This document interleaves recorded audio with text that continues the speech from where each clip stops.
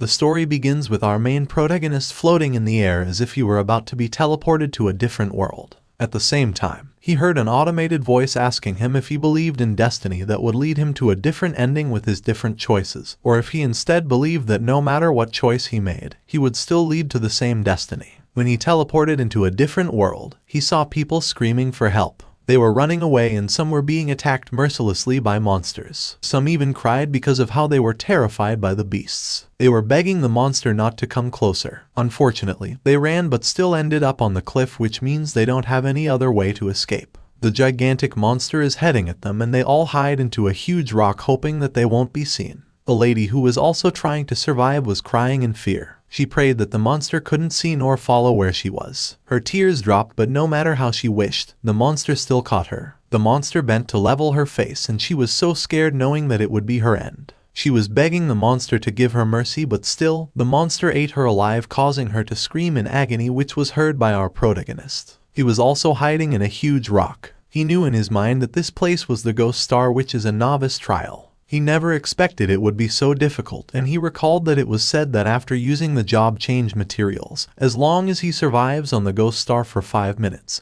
he can automatically change the job quest. But since there are normal people in this place, he's afraid it would be difficult to survive even for a minute. His name is Jung Kai, and he's undergoing the novice trial now on this planet called Ghost Star. The Ghost Star is a huge star that suddenly appeared outside the Earth 50 years ago. However, the appearance of the Ghost Star did not cause any gravitational disaster to cause the Earth to deviate from its orbit. But the animals and plants on the Earth, after the Ghost Star appeared, suddenly transformed into a monster called the Beast God, wreaking havoc all over the world. The Beast God is something that current human technology cannot resist. Their appearance directly pushes mankind into a desperate situation. But during this period of despair, the surviving humans suddenly discovered that many magical teleportation arrays had appeared on the Earth. As long as humans pass through the teleportation array, they can be teleported to the Ghost Star in digital form. When people came to the Ghost Star, they discovered that Ghost Star seemed to be a hyper-real digital world. Here, humans can change their jobs into various professions. Everyone has values, equipment, and skills, and can be upgraded like a game character to gain powerful attributes. Even discovered that if the Ghost Star is upgraded to a certain level, they can bring this surreal power back to Earth for use. By then, people in the real world will become as powerful as the Ghost Star, and can even physically fight against the Beast God.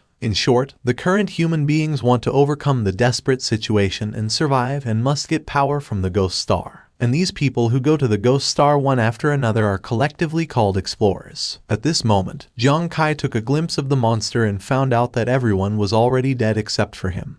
And unfortunately, he had no way to escape. He was shaking while the monster was already behind the rock he was hiding and ready to kill him. Jung Kai grits his teeth thinking that he dumped his family and came to the Ghost Star just to die. His brother and sister even supported him to go to the Ghost Star and promised to work hard to raise the expenses for him. His sister suffered a lot at a young age just to pay for him and to come to Ghost Star. His eldest brother is still working hard despite suffering from kidney failure. If he cannot raise the cost of surgery within 2 months, he will. But not only has Jung Kai completed the job transfer, he knows that he's just wasting his family's savings and waiting to die if he ends up dying in this place. At this point, the monster attacked him with its weapon. Jung Kai saw it. He panicked but was still able to run instead of waiting for death. He ran as fast as he could, thinking that he might as well take a gamble for the sake of his family. Gamble on the only chance to survive. Unfortunately, he got stabbed in his back and fell on the cliff. While falling, the monster was screeching to tease him.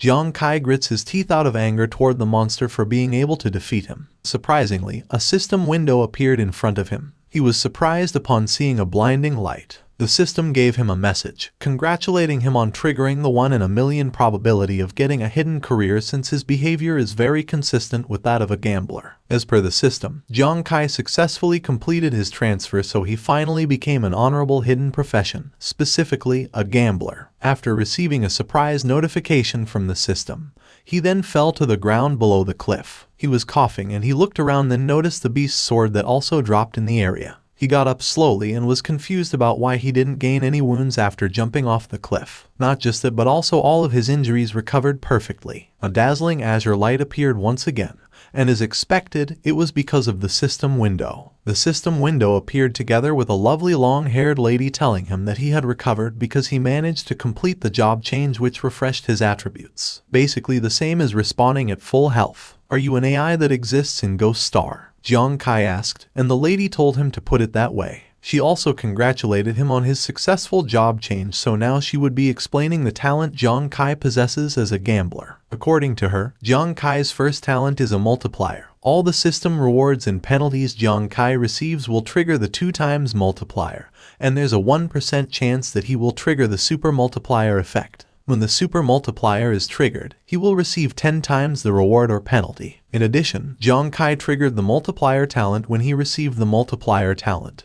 Hence, he will receive an extra talent, so he will be obtaining the gambler's second talent. Jiang Kai was smiling as he concluded that he could have 2 talents after his job change while others would only get 1. The system confirmed it and stated that it was the effect of Jiang Kai's second talent and its current attributes. His second talent is super critical. His critical damage has been increased to 20,000%, and his initial critical hit chance is set to 0.1%. The system lets Jiang Kai see his status and information. He's currently a level 1 gambler with 4 points strength, 8 points physique, 12 points agility, 12 points mind, 0 defense, and 0/100 experience points. Once again, his talents are multiplier and supercritical. One thing Jiang Kai noticed is he has a total of 36 base attribute points. As what he knew, others normally get around 20 base attribute points after their job change, so he questioned the system as to why he had a total of 36. The lady then answered that it was because the attribute points he had been rewarded with after his job change had been multiplied as well. Jiang Kai was so happy with what he achieved. He was thinking that whenever he leveled up in the Ghost Star,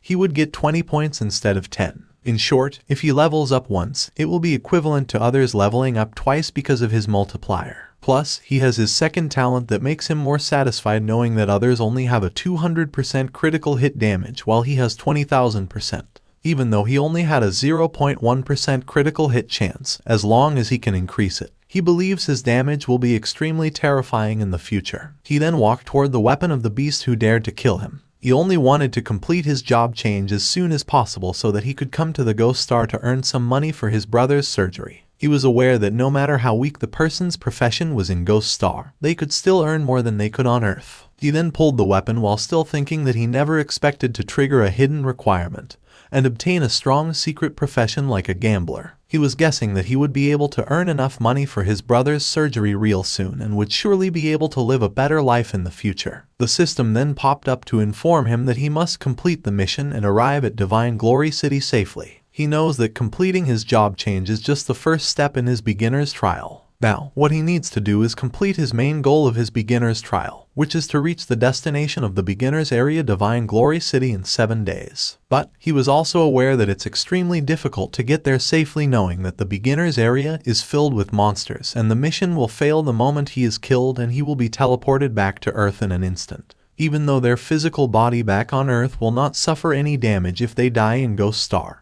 and they can log in again into Ghost Star. Only the rich will think that this isn't a big of a sacrifice. Relogging into Ghost Star will cost them a fortune, so the rich will always have endless tries to make up for their mistakes.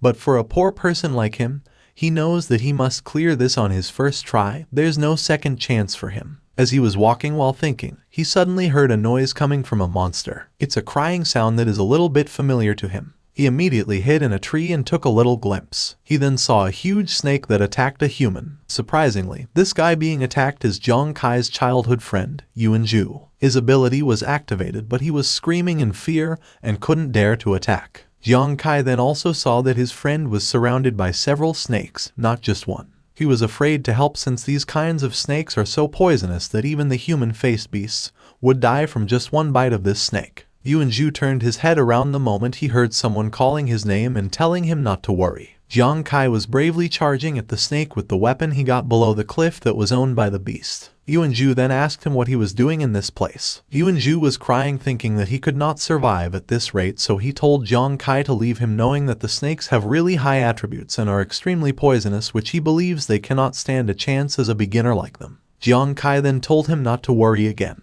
He then attacked the snake behind Yuanju and managed to strike it, causing the snake to instantly die. Yuanju was shocked upon seeing it. Jiang Kai then deduces that he can really use his friend Yuanju to distract the snakes and then attacks them from behind. But then, the snakes have their eyes on him now. Yuanju was terrified and reminded Jiang Kai that the snakes really had high agility which they could not withstand. But then, Jiang Kai won't listen to him. He flipped and successfully avoided the attack of the snake toward him. Yuanju was dumbfounded as he never expected Jiang Kai to have the ability to dodge and attack enemies. He didn't know that Jiang Kai was very confident since his stats were multiplied after the job change and his agility stats at level 1 were basically the same as a level 2. Now, he confirmed that these land snakes cannot really catch up to him because of his multiplier. He grips the weapon and tells Yuanju to keep attracting the snake's attention. Yuanju then followed his command and Jiang Kai then slashed the remaining snakes. Surprisingly, he killed it all in an instant which surprised Yuanju. Jiang Kai's system window appeared to inform him that he had killed 3 monsters over 100. His profession is supposed to be a low-strength, high-agility profession, but he is actually able to deal enough damage to kill level 1 monsters instantly, which amazes him of himself. He was guessing that the iron pike he used as a weapon that he got from the human-faced beast might be a really good piece of equipment to increase his strength in the beginnings area since strength is basically attack power in Ghost Star. At this moment, Yuanju suddenly hugged him while saying that he only heard of beginners getting killed by monsters before, instead of killing them. And now, he was impressed that his friend Jiang Kai was different from those beginners. He was squeezing Jiang Kai's stomach and Jiang Kai ordered him to let go. He then told Yuanju to stop getting near to him and he explained that he was just lucky. He informed Yuanju that he completed his job change and managed to obtain the gambler profession. Since it was Yuanju who knew about it, he warned him not to go around telling everyone else about it. "Oh, a gambler. I don't really know what that is, but my profession ain't that bad either," Yuanju proclaimed and let Jiang Kai show his information and stats. His profession is a martial artist level 1 with 8 points strength, 8 points physique, 5 points agility, 5 points mind, and currently 0 points defense. Upon seeing it, Jiang Kai realizes why Yuanju was able to hold his ground for so long while being attacked by 3 snakes. He also knew that the martial artist profession was ranked 5th in the Divine Glory Kingdom. About the total profession there in Ghost Star, no one knows. But the first thing that every single Pathrider has to go through after entering Ghost Star is a job change. As for what kind of profession they get, that will depend on the job change material you purchased before logging into Ghost Star. Usually, the wealthy will spend tens of millions to buy a strong job change material. That way, they will be able to get a strong profession when they arrive at Ghost Star. Martial artist, paladin, or even an executioner. The poor can only buy the cheapest job change materials, and the profession they will get from them is extremely weak. The profession is randomly assigned to them as well. Since getting a martial artist profession is too expensive, that would cost around 50 million. Jiang Kai asked Yuanju if he got a shark loan or something like that. But then, Yuanju answered no and decided to inform Jiang Kai later on since it was a long story to tell. Jiang Kai agreed to him and told him that they must now grab the snake remains since he heard that they could sell them for money. In Ghost Star, they can trade the loot they get for money, and Jiang Kai is planning to repay his family with the money he earns from the Ghost Star. As for the items from Ghost Star such as remains and equipment, they will turn into cards after dropping so that they can be traded or sold. And based on the fight Jiang Kai had just now, he concludes that a gambler is much stronger than a martial artist. At this time, a lady suddenly approached them. They both got startled and asked the lady who she was. "My name is Stowaway. It will be difficult for me to clear the trials alone. Can I party up with you guys?" The lady replied. Yuanju felt relieved knowing that the person who came was also a Pathrider just like them. Jiang Kai at the same time apologizes to the lady and tells her that they cannot even survive on their own. Plus, it would be a lot more difficult if they would bring Stowaway along. But then, Stowaway was begging him not to leave her alone. She also informed Jiang Kai that her profession is a healer so she could help them heal their wounds. "If you were to run into venomous snakes like these again, I can extract the venom to power up your weapons. So please don't leave me here," she added while pointing his finger to the dead snake. She was about to cry since she was afraid to be left out alone. Yuanju was impressed upon hearing the lady say that she could heal and give a buff. But for Jiang Kai, he was still thinking about the benefits they could get from letting the lady party with them. He knew that healer is one of the top 10 high-level professions as well, and he concludes that they should rely a lot on healing in this beginner's trial. In addition, if he hadn't managed to heal back to full health from the job change, he believes he could have been dead already. "Alright then, my name is Jiang Kai, and he's Yuanju. Let's party up and head for the destination." he said and shook hands with the lady. Suai gave thanks to him while Yuanju whispered to him that he might be into Suai, which is why he changed his mind. Jiang Kai was annoyed at him and told him that he would get a beating if he didn't stop talking. At the same time on Earth, exactly in the Divine Glory Kingdom in Jiangzhong City Ghost Star Portal Base number 18, a professor inside the Data Research Lab stated that the wristwatches nowadays sure are fascinating as they were able to pinpoint Pathriders' locations accurately on Ghost Star. A lady then came saying that she had heard that most of the wristwatches on the market can be used to detect all kinds of data on Ghost Star, and the better the wristwatch, the more functions it will have. She then asked Professor Lee about how the newbies were doing, and she also asked if her sister was doing alright in the Ghost Star. She's Su Lanlin, Suai's sister and also the inspector for the beginner's trial. According to Professor Lee, most of the newbies had been eliminated based on the GPS location from the beginner's wristwatches. And about Suai, he found out that Suai had partied up with 2 other people. Su Lanlin was shocked upon hearing it and she said that her sister is too cowardly for partying with others. She was disappointed since she specifically reminded Suai not to party with others as a beginner. Of course, she had a reason. That is because the more people gather in one area in the beginner's trials, the higher the possibility for them to attract monsters. At this moment, Jiang Kai, Yuanju, and Suai continue to explore, but as Su Lanlin said, they attracted too many monsters. 3 minutes later, Professor Lee detected 2 human-faced beasts next to Suai. Su Lanlin was shaking knowing that human-faced beasts can easily slaughter newcomers, and encountering 2 of these beasts almost no chance of survival, so she was afraid for the sake of her sister. Death on the Ghost Star is just the equivalent of the death of their characters in the game. It will not cause physical harm to the body on Earth, but the extremely real death experience on the Ghost Star will cause a major psychological blow to people. Su Lanlin walked away while informing Professor Lee that she'll go to pick up her sister out for psychological counseling. But then, she stopped when she heard Professor Lee saying that Suai didn't seem to be dead. Su Lanlin was shocked while Professor Lee informed her that the 2 human-faced beasts were all killed. Everyone was shocked, including the other professors inside. Back to 3 minutes ago, the human-faced beasts instantly charged at Suai, Jiang Kai, and Yuanju the moment they saw them. The 3 of them ran away, led by Jiang Kai.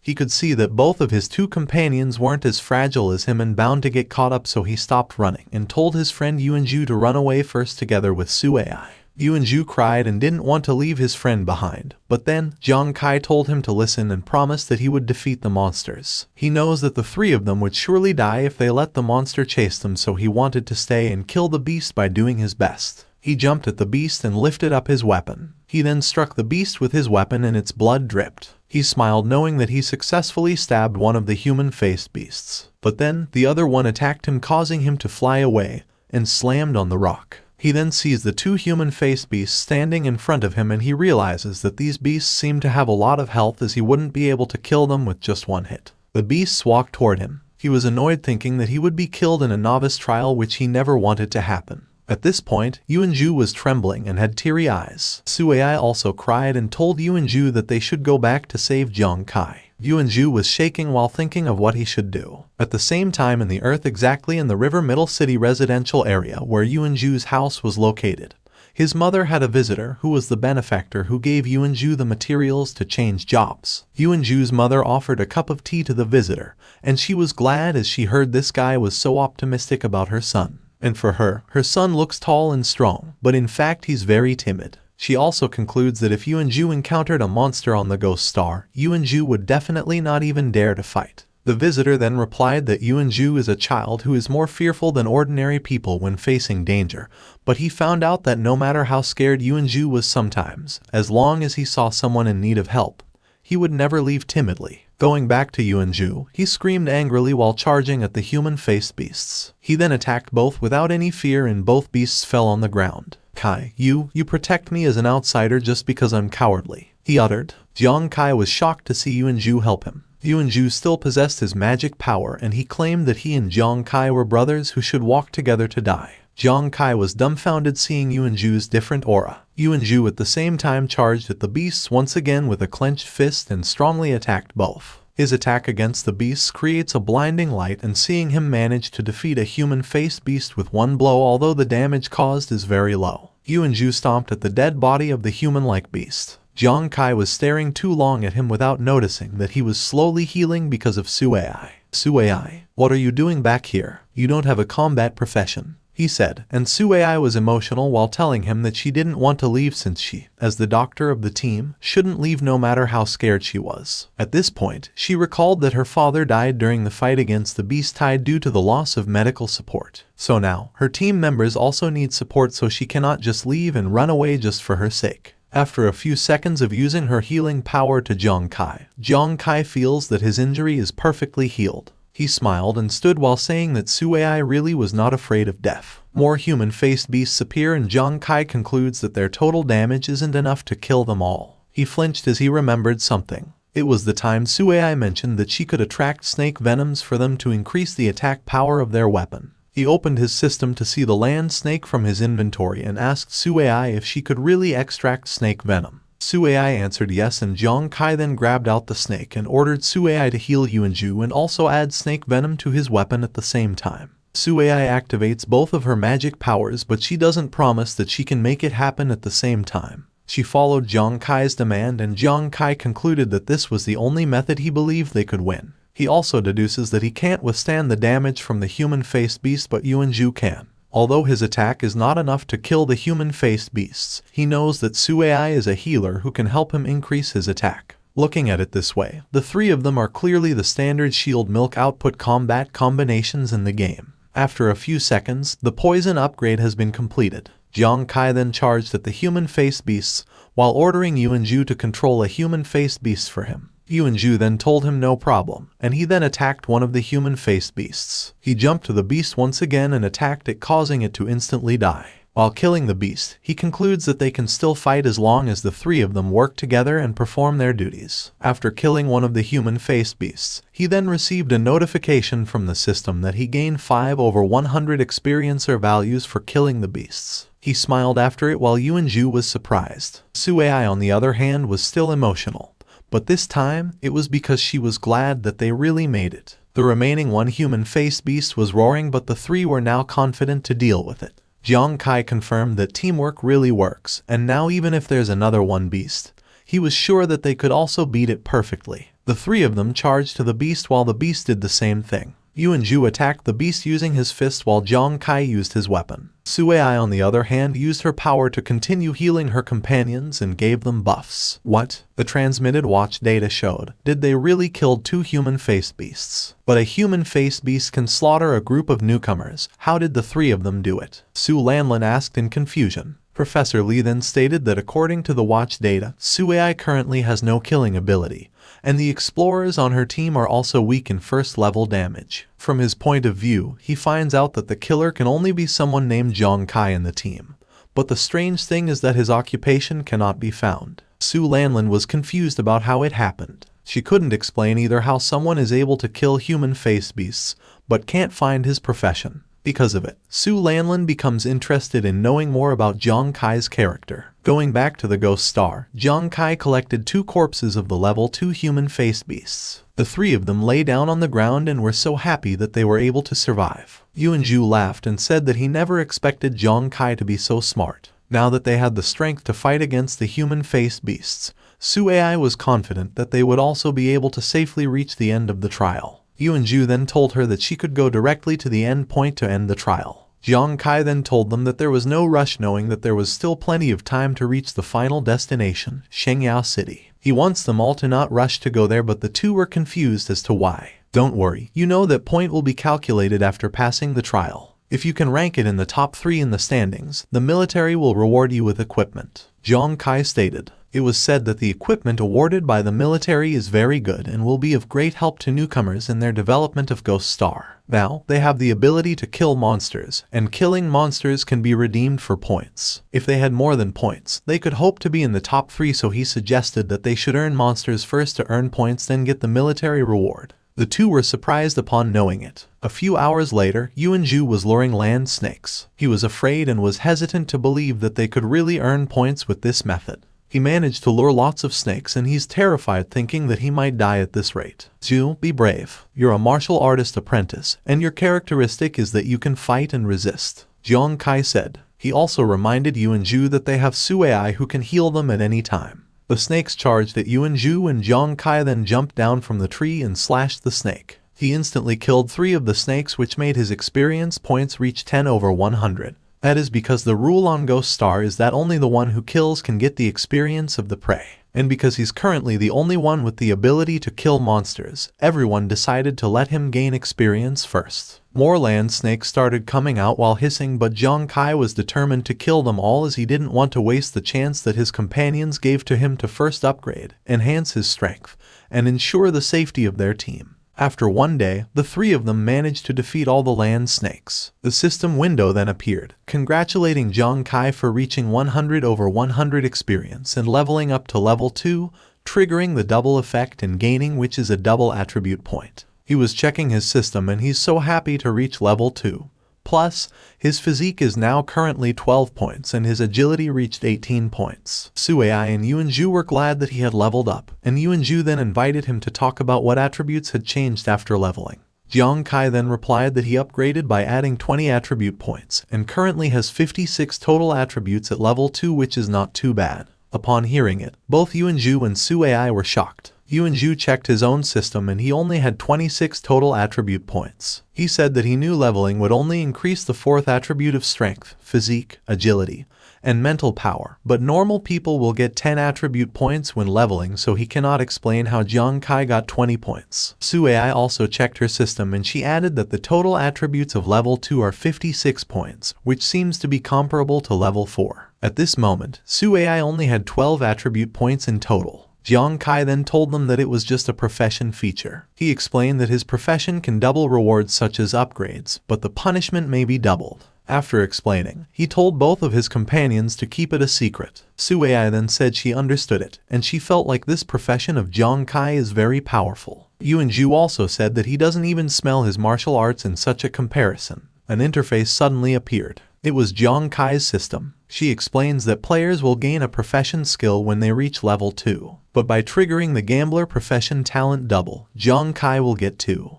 Can the profession skill obtained by leveling to level 2 also be used? So I now have 2 profession skills, Jiang Kai asked. Both Yuanju and Suai were amazed at his skills. The system then answered yes and proclaimed that Jiang Kai's skill 1 is Ghost Hand Flying Cards. When throwing an item, it has a 20% penetration effect. When throwing card-type items, the penetration effect is increased by 200%, but the mental power consumption is increased by 100%, and this skill can be upgraded. Profession Skill 2 is Ghost Eye Concentration. The visual range and eye tracking ability are increased by 50%, and the mental power consumption during use is increased by 100%.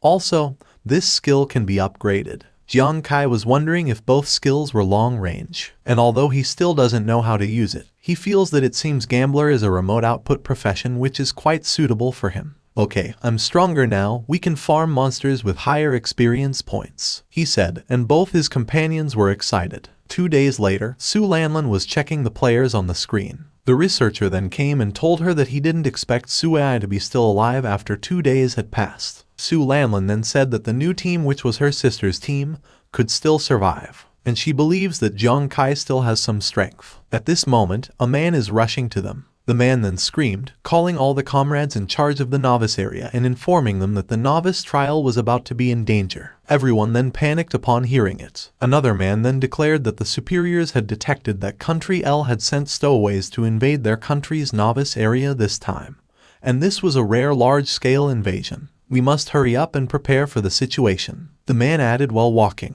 He's the Revere Middle City District Supreme Commander, Wai Ying. Massive stowaway invasion. Really, Mr. Y? Su Lanlin asked. Wai Ying then answered yes and proclaimed that he would come all the way here if it was just fake news. Su Lanlin was worried knowing that stowaways are a group of people from Country L who specialize in killing newcomers from other countries and hindering the development of other countries. Because of the rules of the Ghost Star Novice Trial are that advanced players cannot enter the Novice Trial area to help newcomers, so newcomers can only pass the trial on their own. But Country L's exclusive profession stowaways are different. They can rely on the profession characteristics of stowaways to sneak into the novice areas of other countries, and other countries cannot counterattack. Su Lanlin was mad because of it. She punched the table out of anger and said that Suai's endurance is so bad and she believes something dangerous might happen to her sister once encountered those stowaways. Wei Ying agreed with her and told her to prepare for psychological counseling for newcomers since a rare large-scale invasion of stowaways had already occurred. He then told everyone that they should be prepared for no survivors in this novice trial. Going back to the trial ground, the three continued to explore the forest without knowing the bad news they would possibly encounter. While walking, Jiang Kai suddenly turns his head around as he senses something. Yuanju then asked him what was wrong and he then raised his weapon and answered that there was something behind them. Yuanju and Suai were confused since they never felt something. But then, Jiang Kai really believes his instinct. He then activates his ghost eye concentration and declares that there's really something. He then threw his weapon and hit something. He heard a loud scream from a monster and he then ran, telling his two companions that they must check it out. Both Suai and Yuanju were still clueless, and Yuanju even said, "Obviously you can't see anything. What can you hit? Kai is not crazy, right?" When they arrived at the nearby area where Jiang Kai hit something, they figured out that it was a boar, and the system notified that Jiang Kai eliminated it. It's a level 2 short-thorned wild boar, and the current experience value is 199/200. Damn it, Kai, your eagle eye. You can see wild boar from such a distance, Yuanju said. And Suai beside him was impressed to see a level 2 wild boar executed by Jiang Kai. Jiang Kai then pulled his weapon from the board and said that nothing was surprising because of his new skills. The system then asked him if he wanted to collect the carcass of the short-horned wild boar ×1 and the short-thorn ×19.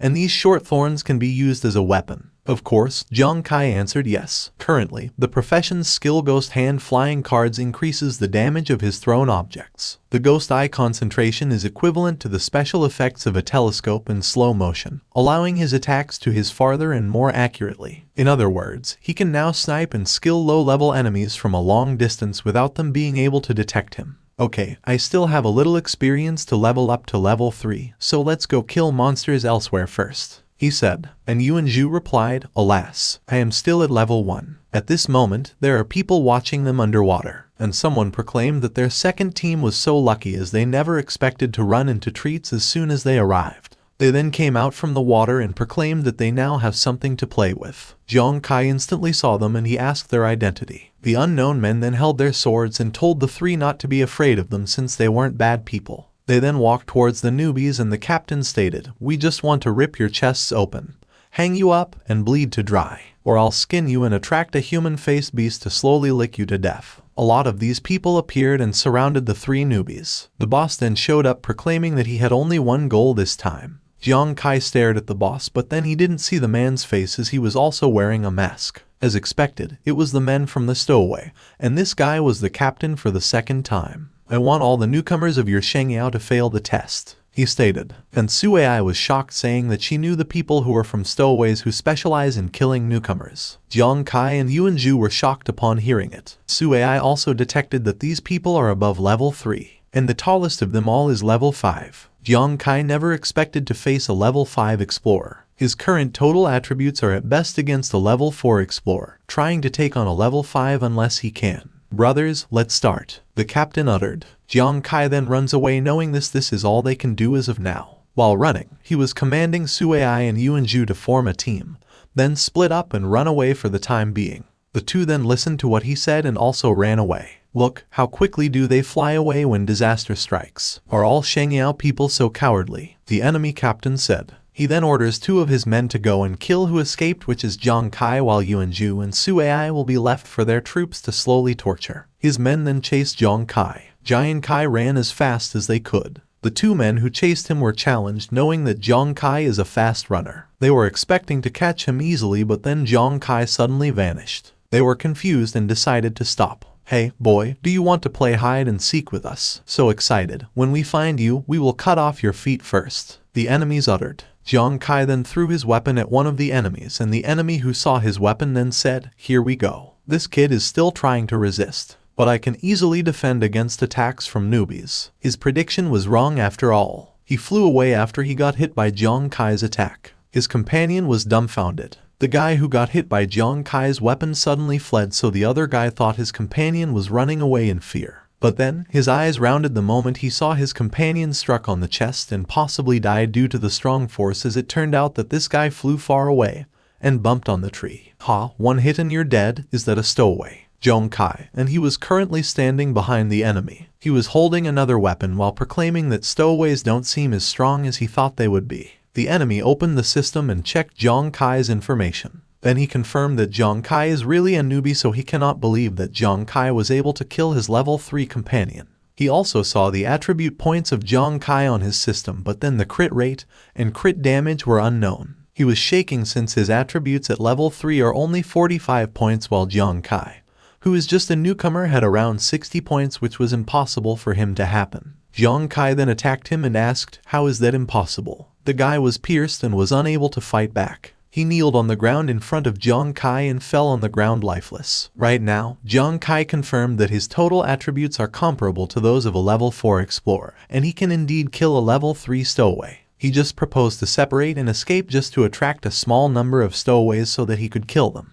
because he's still a little short of experience before level 3, according to what he learned on Earth before. As long as he kills the explorer, he can pick up the killed person's watch and can choose whether or not to loot a slain person's experience before their boy dissipates. As per the system, he has to kill 2 level 3 explorers at present, each of whom can loot 100 experience points. The other party loses double the experience as much as Zhong Kai loots. Zhong Kai was so happy after he discovered that he could loot experience and get so many more experience points after killing explorers than killing monsters. Since that is the case, he planned to rob each of the enemies of 100 experience points. He then started the process, robbing the experience points of the enemies he eliminated. And after a short span of time, he reached level 3 in an instant. And of course, his attributes also rise. He now has a total of 76 points, and he concludes that the level 5 stowaway is probably only around 60 points. The explorer then slowly vanished. Zhong Kai looted some of their items and walked away, then said, "Then now, I finally have the strength to go back and save Zhu and AI." At this moment, Yuan Zhu is already bleeding. Su Ai was healing him, hoping that he would survive, but she was also wounded already. One martial artist and one doctor. I didn't expect to encounter 2 top Shengyao professions as soon as I arrived, the enemy said, and his companion also added that both are quality careers. Their plan is to torture both Su Ai and Yuan Zhu to death. Yuan Zhu tried to stand as he didn't want to surrender so easily. Su Ai behind him was crying, saying that Zhong Kai was being chased by 2 stowaways, and she wasn't sure if Zhong Kai would be able to come back to them alive. "Will, definitely will," Yuan Zhu replied. According to him, although Zhong Kai always runs away when chasing girls, if his friends or relatives are in danger, no matter how desperate the situation is, he will definitely show up. At this moment, the enemies walked towards Su Ai and Yuan Zhu to continue torturing them. The captain told everyone that they should now peel off the skins of the 2 since their foreplay was done. They didn't know that Zhong Kai was staring at them, charging at them with killing intent. He was still a little bit far, so he threw his weapon and managed to hit 3 of the enemies. Su Ai was shocked since the weapon that was used to aim the enemies was familiar to her. Yuan Zhu then smiled and said that he knew Zhong Kai would come back. Who is there? Is that the one who escaped just now? Come out and confront me head on," the captain said. He was looking around as he heard noises coming from the bushes. But then, he can't see anyone, so he doesn't know who dared to surprise attack them. He then concludes that it could be that Sheng Yeon gave birth to a new profession that can enter the novice zone. Since he believes that his conclusion is right, he immediately runs away in fear, leaving Su Ai and Yuan Zhu in confusion. Su Ai then proclaims that the stowaway captain is running away. "You tortured my brother and you still want to leave? No chance, go to hell," Zhong Kai said, and he saw the stowaway captain using his ghost eye skill. He then attacked the captain with his spear and successfully hit him. The captain screamed in agony and kneeled on the ground lifeless. Right now, all of the stowaway members have been eliminated, and both Su Ai and Yuan Zhu feel relieved. Zhong Kai then appeared and asked Su Ai how she was. Su Ai was glad to see Zhong Kai really come back, but of course, she was sad while informing Zhong Kai that Yuan Zhu was seriously injured and she could no longer cure him. Yuan Zhu was full of blood. He was still kneeling on the ground and was coughing. "Kai, I know you will come back, but this time, I may not be able to follow you. Go on," Yuan Zhu said and fell to the ground. He pointed his finger at Zhong Kai and Su Ai while saying that his adventures with them are his best memories. He permitted them to take his shares and wished that they would work hard to pass the trial. He then passed out and Su Ai cried very loud. Zhong Kai then uttered Yuan Zhu's name and suddenly threw him one of the members of the stowaway while saying, What the hell are you yelling about here? Yuanju screamed in pain and raised his head. It turned out that he was just acting. Jiang Kai then informed them that he intentionally left 6 stowaways crippled and unkilled, and he permitted both Suai and Yuanju to quickly fill in and loot the experience so they would be resurrected with full health once they level up. Suai then realizes that Jiang Kai can gain experience and upgrade by killing explorers on Ghost Star. Huh? There is such a thing? Then I'm showing off for nothing, Yuanju said, and Jiang Kai then told him that he knew he was pretending. Anyway, these stowaways tortured you just now, right? Then you can now use your backhand to torture while finishing the last hit. Tell them what it means to have a good turn in heaven, Jiang Kai stated. Yuanju and Suai then stare at the enemy. Jiang Kai then added that his idea is nice on behalf of their Shengyao, and he called it a return gift, a traditional virtue. Okay, it is a virtue, then I have to show my virtue, Yuanju said, and the enemy in front of them was now scared. At this time in the Data Research Institute of the Stowaway Department of Country L, they had received a notification warning. The people of Stowaways woke up and they couldn't believe that a newcomer from Shengyao turned around and killed them all. They were also shocked to find out that their experience points were robbed and they were demoted. The senior official and the researcher were also dumbfounded since this is the first time their stowaways were tortured by newcomers. The senior then concludes that Shengyao has a new profession that can fight against them. At the same time in the Shengyao kingdom, they had been notified after Suai sent back her watch data. The researcher concludes that Suai and her team had surely encountered the stowaway. Su Lanlin was shocked upon hearing it and she was worried knowing that her sister was not ready yet. Wei Ying was hopeless knowing that no newcomers had ever escaped from the stowaways, so he asked everyone to prepare for the newbie's death psychological counseling. No, that's not what I meant. What I want to say is that according to the data, Suai and the others not only did not die after encountering the stowaways, on the contrary, they have been upgraded. The researcher said. Of course, Su Lanlin was surprised while Wei Ying was confused. How is it possible that you can level up even if you encounter a stowaway? Could it be that the stowaways were helping them kill monsters? Wei Ying asked. The researcher answered no and stated that if Suai leveled up, he'd barely believe she did it by killing monsters. And the data shows that Suai was leveled 2 levels in a row. He then concludes that there is a possibility Suai and the others killed the group of stowaways. Wei Ling and Su Lanlin were both shocked by the researcher's conclusion. Wei Ying suddenly dropped his water and stood, which startles Su Lanlin. Wei Ying then ordered the researcher to show the data of Suai's team. The researcher immediately showed it on the huge screen and Wei Ying was shocked after confirming that the 3 really leveled up. But then it turned out that Jiang Kai's level was unknown. Wei Ying was so happy to see their newcomers reach level 3, and he proclaimed that if these explorers hadn't killed the stowaway, it would have been impossible to level up 2 levels in a short time. Not quite right. Suai is a non-combat profession, so the martial artist's early damage is not high. Are all the stowaways crippled by Jiang Kai? This is so exaggerated, Su Lanlin stated. Wei Ying then said that his intuition tells him that it must be that Jiang Kai, but Jiang Kai's level and occupation are unknown, so he got curious about what was going on. The researcher then proclaimed that he found out that the reason why Jiang Kai's information is unknown. According to him, explorers who go to Ghost Star need a watch to check the necessary information. But Jiang Kai uses the oldest first-generation watch. But the server of the first-generation watch stopped maintenance more than years ago, and it has been difficult to connect to the internet. So it is also difficult for them to find Jiang Kai's information. What? It's already this age. There are still people using original antique watches, Su Lanlin said, and Wei Ying then said he became interested in Jiang Kai. He then ordered the research to collect all the real-life information about Jiang Kai for him to check, as he also wanted to figure out who Jiang Kai really was. Going back to the novice area,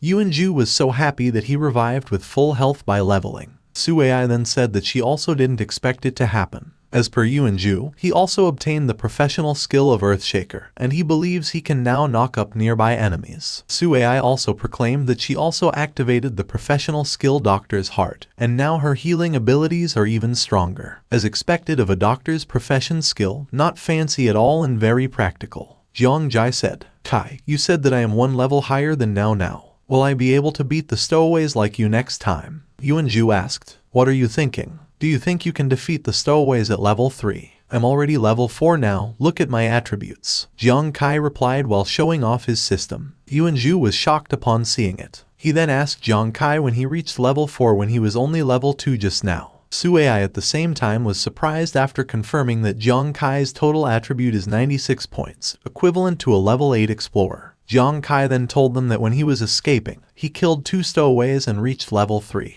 Then he came back and killed 5 more, including a level 5 one, which is why he reached level 4. Why the hell is he more awesome than me again? I can't stand it. Yuanju screamed. Stowaway on the other hand was not jealous at all. She approached Jiang Kai and asked him what they should do next. Jiang Kai then said that he heard the captain say before that they were from the second stowaway team, so he decided that the next thing they should do was to hunt down a group of stowaways. Half a day later, in a forest somewhere in the novice area, members of the stowaways were exploring the forest. They were laughing upon knowing that the second team was wiped out by a few newcomers. One of them then made a joke saying that those members of the second team should retire. Don't take it lightly. Since our superior has mentioned this, it's not groundless and we have to be on our guard. The captain of the stowaway team said. He's a level 5 explorer, the same as the other members. One of them then confidently said that the upper limit of the novice zone is level 5, and their team was full of level 5, so he was sure that could kill even gods and Buddhas. At this time, Jiang Kai and the two were looking at the stowaway men.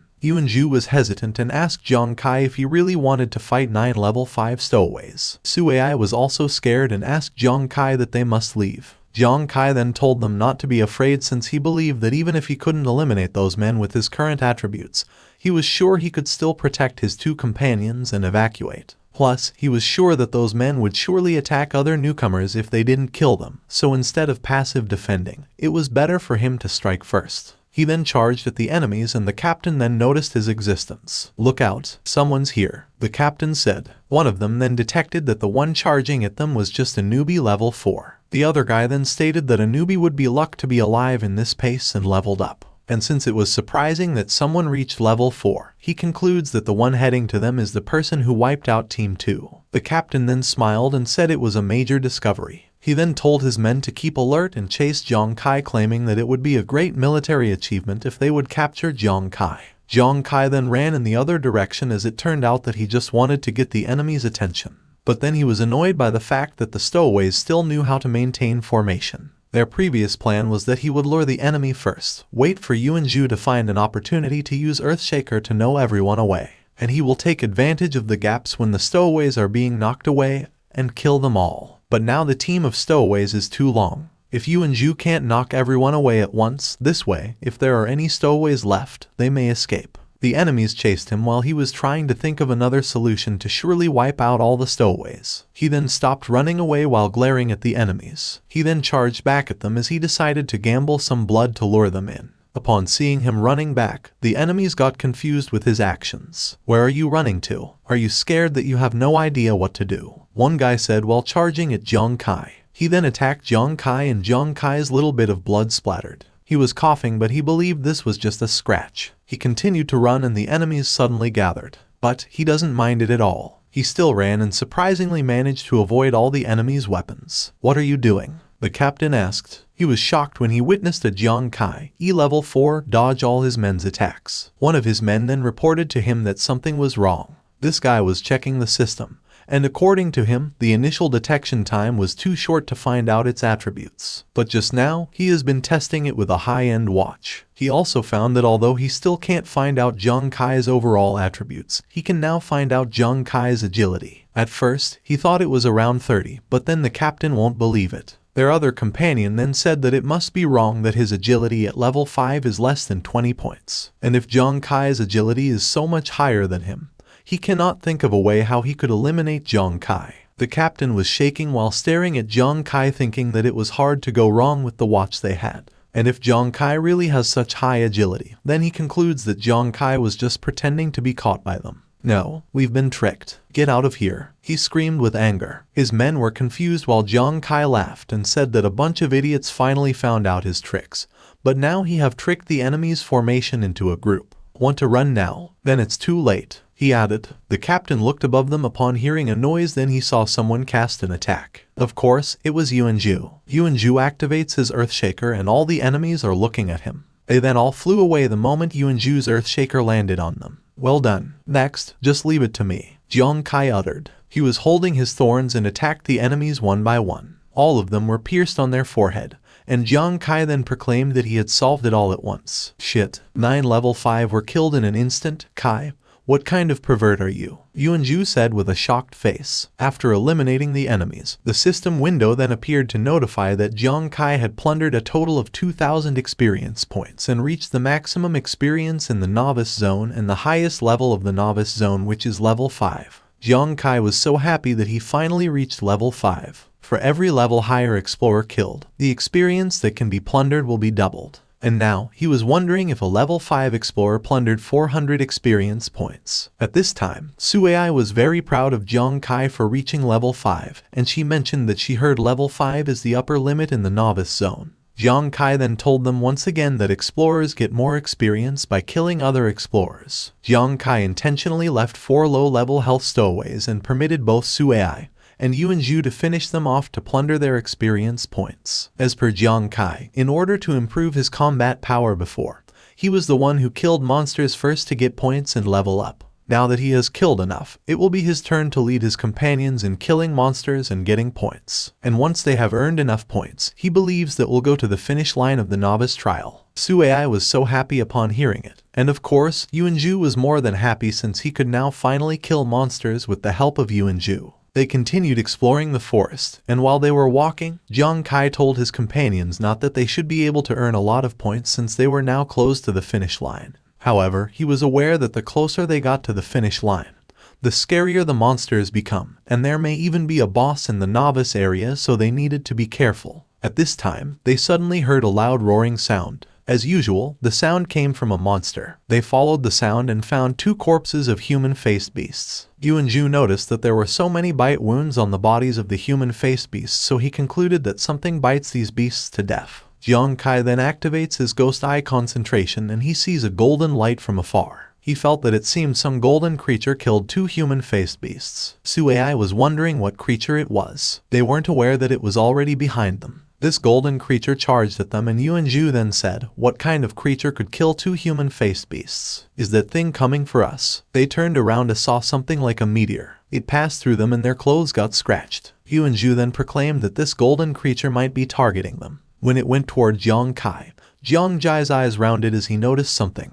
"Kai, be careful. That thing is very damaging and will bite. Be careful not to get bitten to death," Yuanju said. But then, they witnessed that Jiang Kai was barely facing the golden creature. Both of them were shocked by the fact that Jiang Kai was unharmed. It turned out that Jiang Kai was able to catch the golden creature, and it turned out that it was a little rat. He squeezed the rat and both Yuanju and Suai were surprised that he managed to catch it easily. He then said, "Aw, you think this thing is fast? Isn't it just a fat rat?" Squeak, squeak, the rat said. What he wanted to say was to tell Jiang Kai who he was to call him slow and fat. Jiang Kai then concludes that the rat seemed to be unconvinced. He then freed the rat and allowed it to try running again. The rat becomes furious, believing that Jiang Kai dared to belittle him. He then used his ability to run back and forth at a fast speed, and seeing Jiang Kai letting it go made Yuanju panic, reminding Jiang Kai that the rat is the creature who bit 2 human-faced beasts to death. For the second time, Jiang Kai easily caught the rat again. "It's okay, it's too slow for me," Jiang Kai said and let go of the rat again.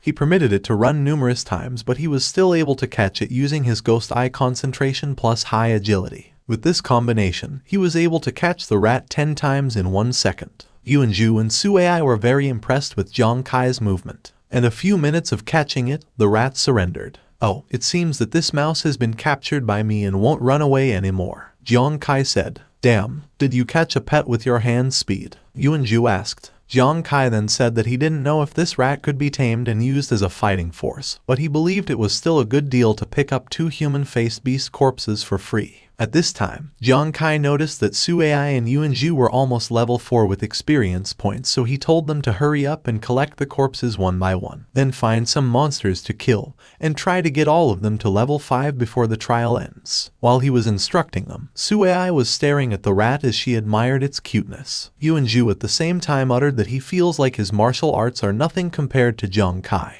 At this time, there was a man heading to Shengyao City. He then paused when he finally reached the destination, and he declared that he finally reached the end of the novice trial zone after so many days. There was a barrier at the end of the trial zone. He then entered and headed upstairs. The huge door then opened. Knights then appeared, and the knight in the middle, Xiao Tao, congratulated the explorer who just came for passing the test. These knights were the newcomer's guide, and Xiao Tao then said, "Welcome to your official status as an explorer of the Ghost Start." He held the explorer's shoulder and confronted him that someone had already won first place before him. But then, Xiao Tao claimed that the ranking is not important and it is great if a newcomer can pass the trial. The explorer suddenly pushed away and said, "Sir, I'm definitely not the first one here, but why do you think I'm not number one?" He then showed the cards of the monsters he killed, and the knights were shocked upon seeing it. One knight then said, "What? Ranking is based on points. So many monster corpse cards can be exchanged for a lot of points, right?" Since this explorer in front of them is just a newcomer, they ask him how he managed to kill so many monsters. The explorer removed his hoodie and laughed, proclaiming that the knights were spitting nonsense. The explorer then introduced himself. It turned out that he was the second young master of the Huang family, Huang Wei,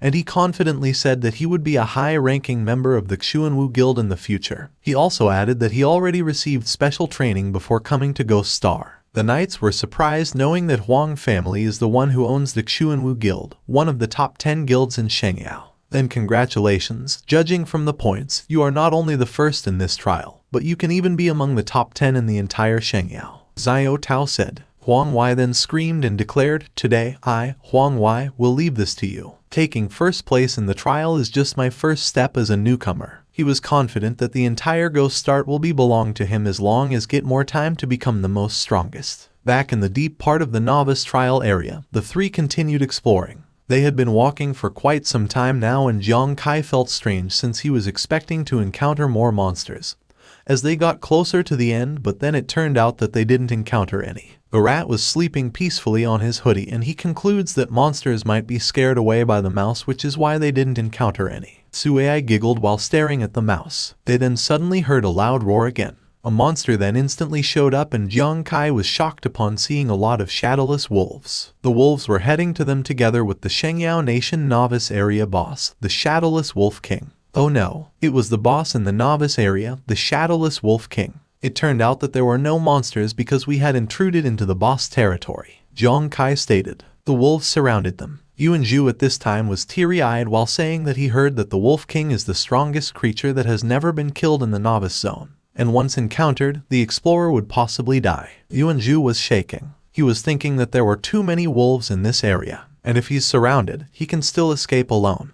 But he believes Yuan Zhu and Suei would not be able to escape, so the only thing he was thinking is to fight to death. He then informed his team that they couldn't run away now and could only break out by killing the Wolf King. "Let's work together to kill the Wolf King," he said while charging at the Wolf King. Suei and Yuan Zhu agreed with him. Yuan Zhu then activates his Earthshaker, creating a powerful golden arrow. Jiang Kai at the same time continuously charged at the Wolf King. With the Earthshaker Yuan Zhu casts, many wolves were harmed. At this moment, Suei then activates her skill, trying to add snake venom to Jiang Kai's weapon. "Now, watch me," Jiang Kai uttered while activating his Ghost Eye concentration and Ghost Hand flying cards. He attacked the Wolf King, intending to penetrate the Wolf King's defense. However, he failed and only angered the king. The three of them were dumbfounded. The Wolf King roared as it went berserk, and his minions then charged at Suei, Yuan Zhu, and Jiang Kai. The lady was scratched on her cheek and chest. She was in pain but still dared to talk, saying that the Wolf King was commanding the Wolf Pack to launch a general attack. At the same time, Yuan Zhu was bitten and received numerous wounds from the wolf that attacked him. He screamed Jiang Kai's name and asked Jiang Kai if there was another way to defeat the Wolf King since attacking it together didn't work. Jiang didn't give a response. He was fighting the wolves with a sharp weapon in his hand.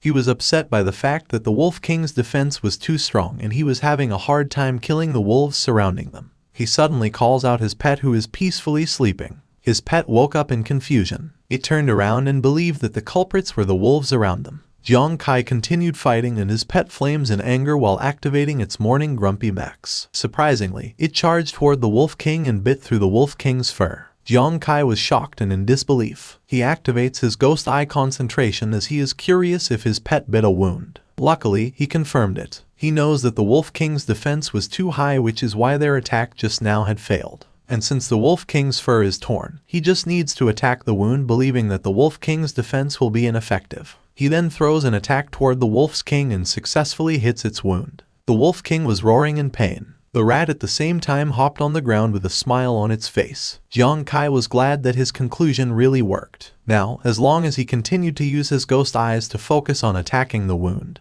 he was sure he would definitely be able to win. He then attacked the Wolf King for the second time and surprisingly dealt 200 times a critical hit and eliminated it. Both Suai and Yuanju were shocked upon seeing it. But even Jiang Kai was more dumbfounded as he never thought he would deal with so much critical hits. His window system then appeared, congratulated him for defeating the novice area boss Shadowless Wolf King. He cannot believe he triggered a 200 times critical hit when in fact he was only thinking of fighting a protracted war. He then realizes that he hasn't had a critical hit for so long, so it is normal for him to have a critical hit now. While he was thinking, Yuanju was calling him, informing him that the wolves seemed to be running away. Jiang Kai then asked them if they could still fight. Both replied yes. Jiang Kai then said, "That's good. Now without the Wolf King's command, these wolves are nothing but lambs to be slaughtered." He charged at the wolves, and Yuanju on the other hand grits his teeth out of annoyance thinking about what the wolves did to them earlier. "Don't let them go, kill them," Jiang Kai proclaimed. They then started attacking the wolves. They give their best fighting together, and since there is no Wolf King,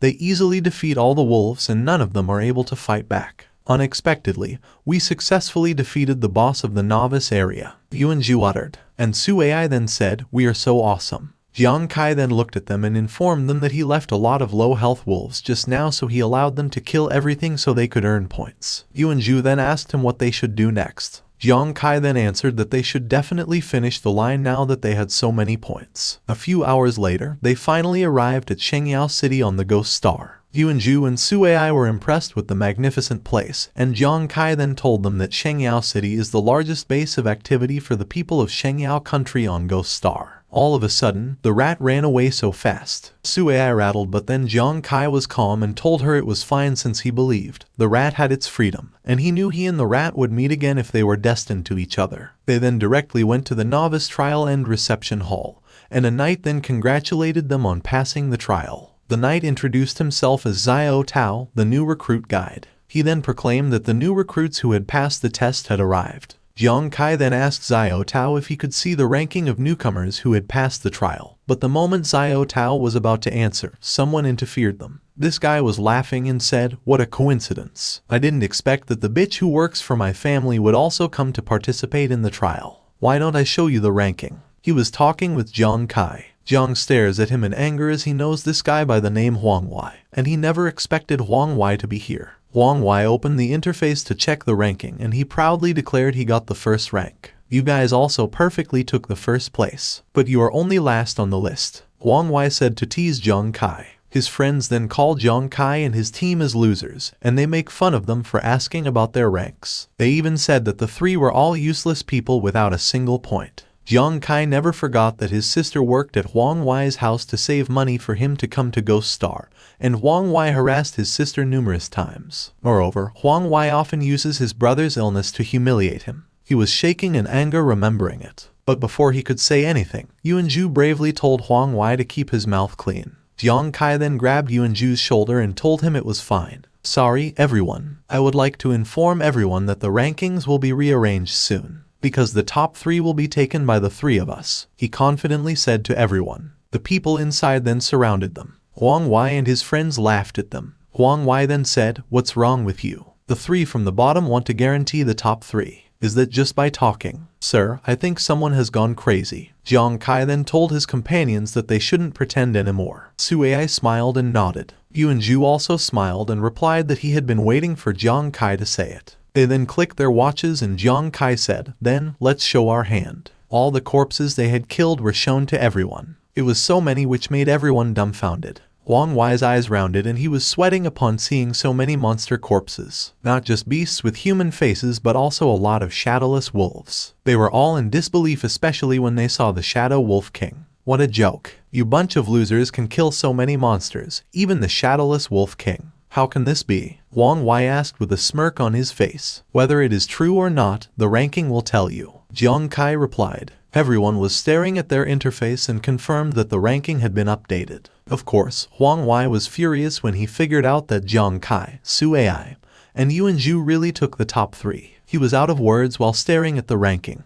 "Oh, do you think that's the end? Sir, please tell me how to kill the stowaways. Can it be counted into the points?" Jiang Kai said and dropped a lot of watches. Xiao Tao was surprised knowing that these watches belonged to the stowaways from country L. Huang Wai was shocked at first, but he suddenly laughed and proclaimed that the three were now exposed for being liars, as he wouldn't believe newbies can kill stowaways. He also didn't see any stowaways in the trial, and he asked everyone if they saw any, and everyone replied no. Huang Wai then told Xiao Tao that everyone testified that no one else saw the stowaway except Jiang Kai, Suai, and Yuan Zhu, and by that, he accused the three as liars. Xiao Tao doesn't know what to do since everyone is asking him to deal with the situation seriously and quickly punish the three. Luckily, someone came and told everyone not to worry since it is true that stowaways did appear. It's just that they haven't had time to tell everyone. This guy is the River Middle City Military Region Deputy Commander-in-Chief, Lu Jun. I was also surprised to hear the news at first, but the fact that my superiors asked me to come in person to commend Jiang Kai and the other two means it is absolutely true, he stated. As expected, Huang Wai was dumbfounded again since the confirmation came from a big shot guy from the River Middle City. Lu Jun went straight to Jiang Kai and told him that the military had decided to make an exception and increase his equipment reward in order to reward him for resolving the stowaway crisis. According to Lu Jun, the original rewards for second and third place were changed from B to A. The first place award for Jiang Kai is a level now changed to S level. Jiang Kai was surprised as he never expected something like this. His companions Suai and Yuan Zhu were so proud and happy of what he achieved. The men who dared to belittle them were in disbelief and were envious. Currently, the equipment of Ghost Star is divided into S to F quality, and S is the best. Generally, B and C grade quality equipment is already very good. The rarer S level and S level ones are what every explorer dreams of. At this moment, Huang Wai was shaking in anger. He cannot accept the fact that not only did Jiang Kai get the S level reward, but also dared to push him from the top to 4th place. It's not fair. There must be something wrong with this rank. Jiang Kai's family are all inferior people. How can inferior people be better than me? He said with anger. Huang Wai, isn't it enough that the military has come to prove it? And I warn you not to insult my family. Jiang Kai replied.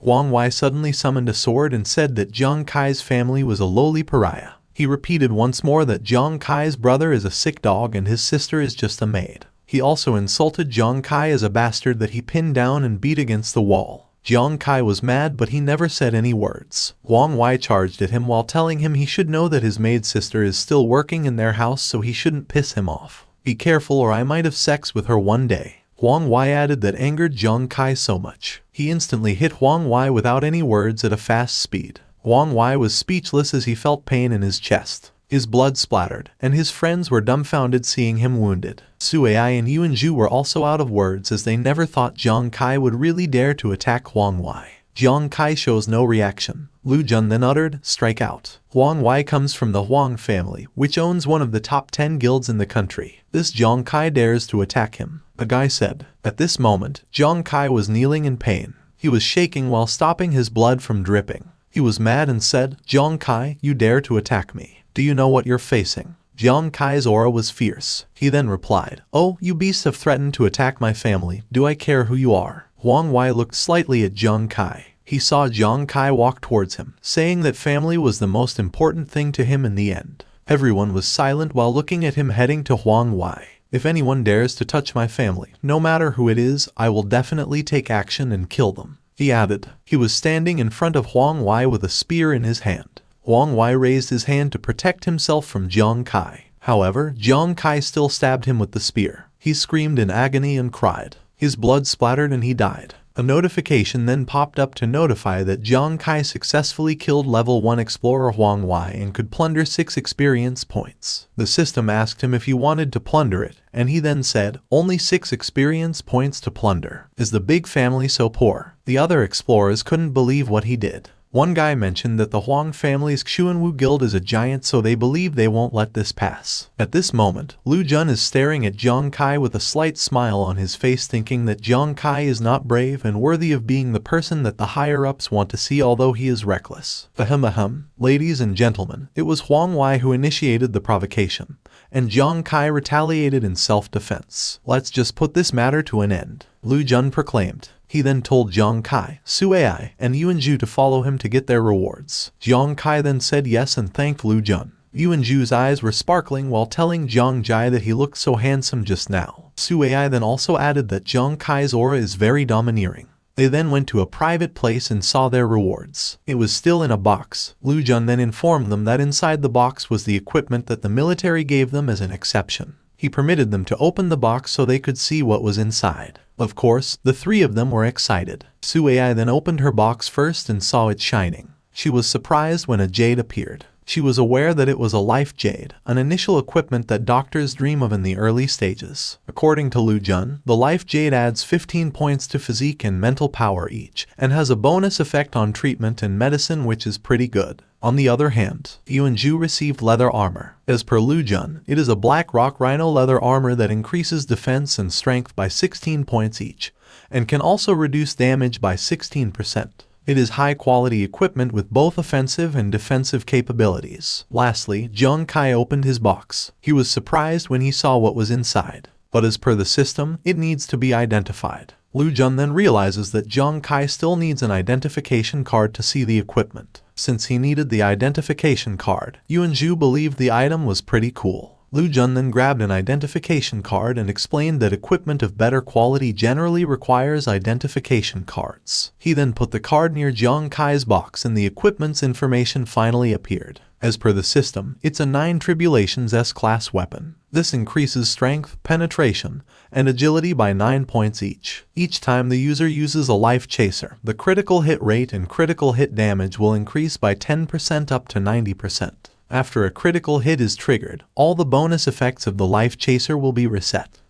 Is it a critical hit weapon? The attack power of the newcomers is low, and even the critical hit damage is not high. It seems that the S level is not as good as the A level, Lu Jun stated. Yuanju then told Lu Jun that the equipment Zhang Kai received was a bit of a trap, and Suai asked Lu Jun if Zhang Kai's equipment be replaced. Lu Jun then replied that it was a bit troublesome, but he was willing to help to replace the equipment. However, Zhang Kai refused to accept any replacement. He proclaimed that he wanted the 9 Tribulations weapon, so there is no need to change it. He then grabbed it with a smile on his face, thinking that this equipment was not a trap for him but clearly the best equipment. He knew that his critical damage was not twice that of ordinary people, but 200 times. As long as it's a critical hit, even the Shadowless Wolf King can't stop it. But unfortunately, his critical hit rate is extremely low. If he encounters a strong enemy, he will probably die before he can hit a critical hit, so it is difficult for him to be any of use. But the 9 Tribulations Life Chaser adds at least 10% to the critical hit rate. The 9th time he plays it, it can even increase to 90%, which is almost certain to be a critical hit. It can even be said to be the perfect exclusive artifact for gamblers. Since Zhang Kai likes it, Lu Jun then understood not to change it. He then told them they could return to Earth if they wanted after completing the trial. He tapped Zhang Kai's shoulder and reminded him that someone may come to look for him next. He walked away while advising Zhang Kai to be careful on his way home. Meanwhile, Zhang Kai headed back home. He was riding a bike while smiling. He didn't expect that he would pass the novice trial so smoothly, and he wondered how his brother and sister would react once they knew. He suddenly paused when he noticed something. There were luxury cars in front of their place, but he doesn't have any idea who owned it. He then grabbed his phone and got off his bicycle. He went to their house. He was calling his brother with excitement to inform him how his novice trial went. But then, he saw someone inside instead of his brother. The people inside were not just 1 but 5 of them. The one in the middle then said, "Yo, after waiting for so long, someone finally comes back. I heard that you were so awesome in the novice trial. This guy is Huang Da."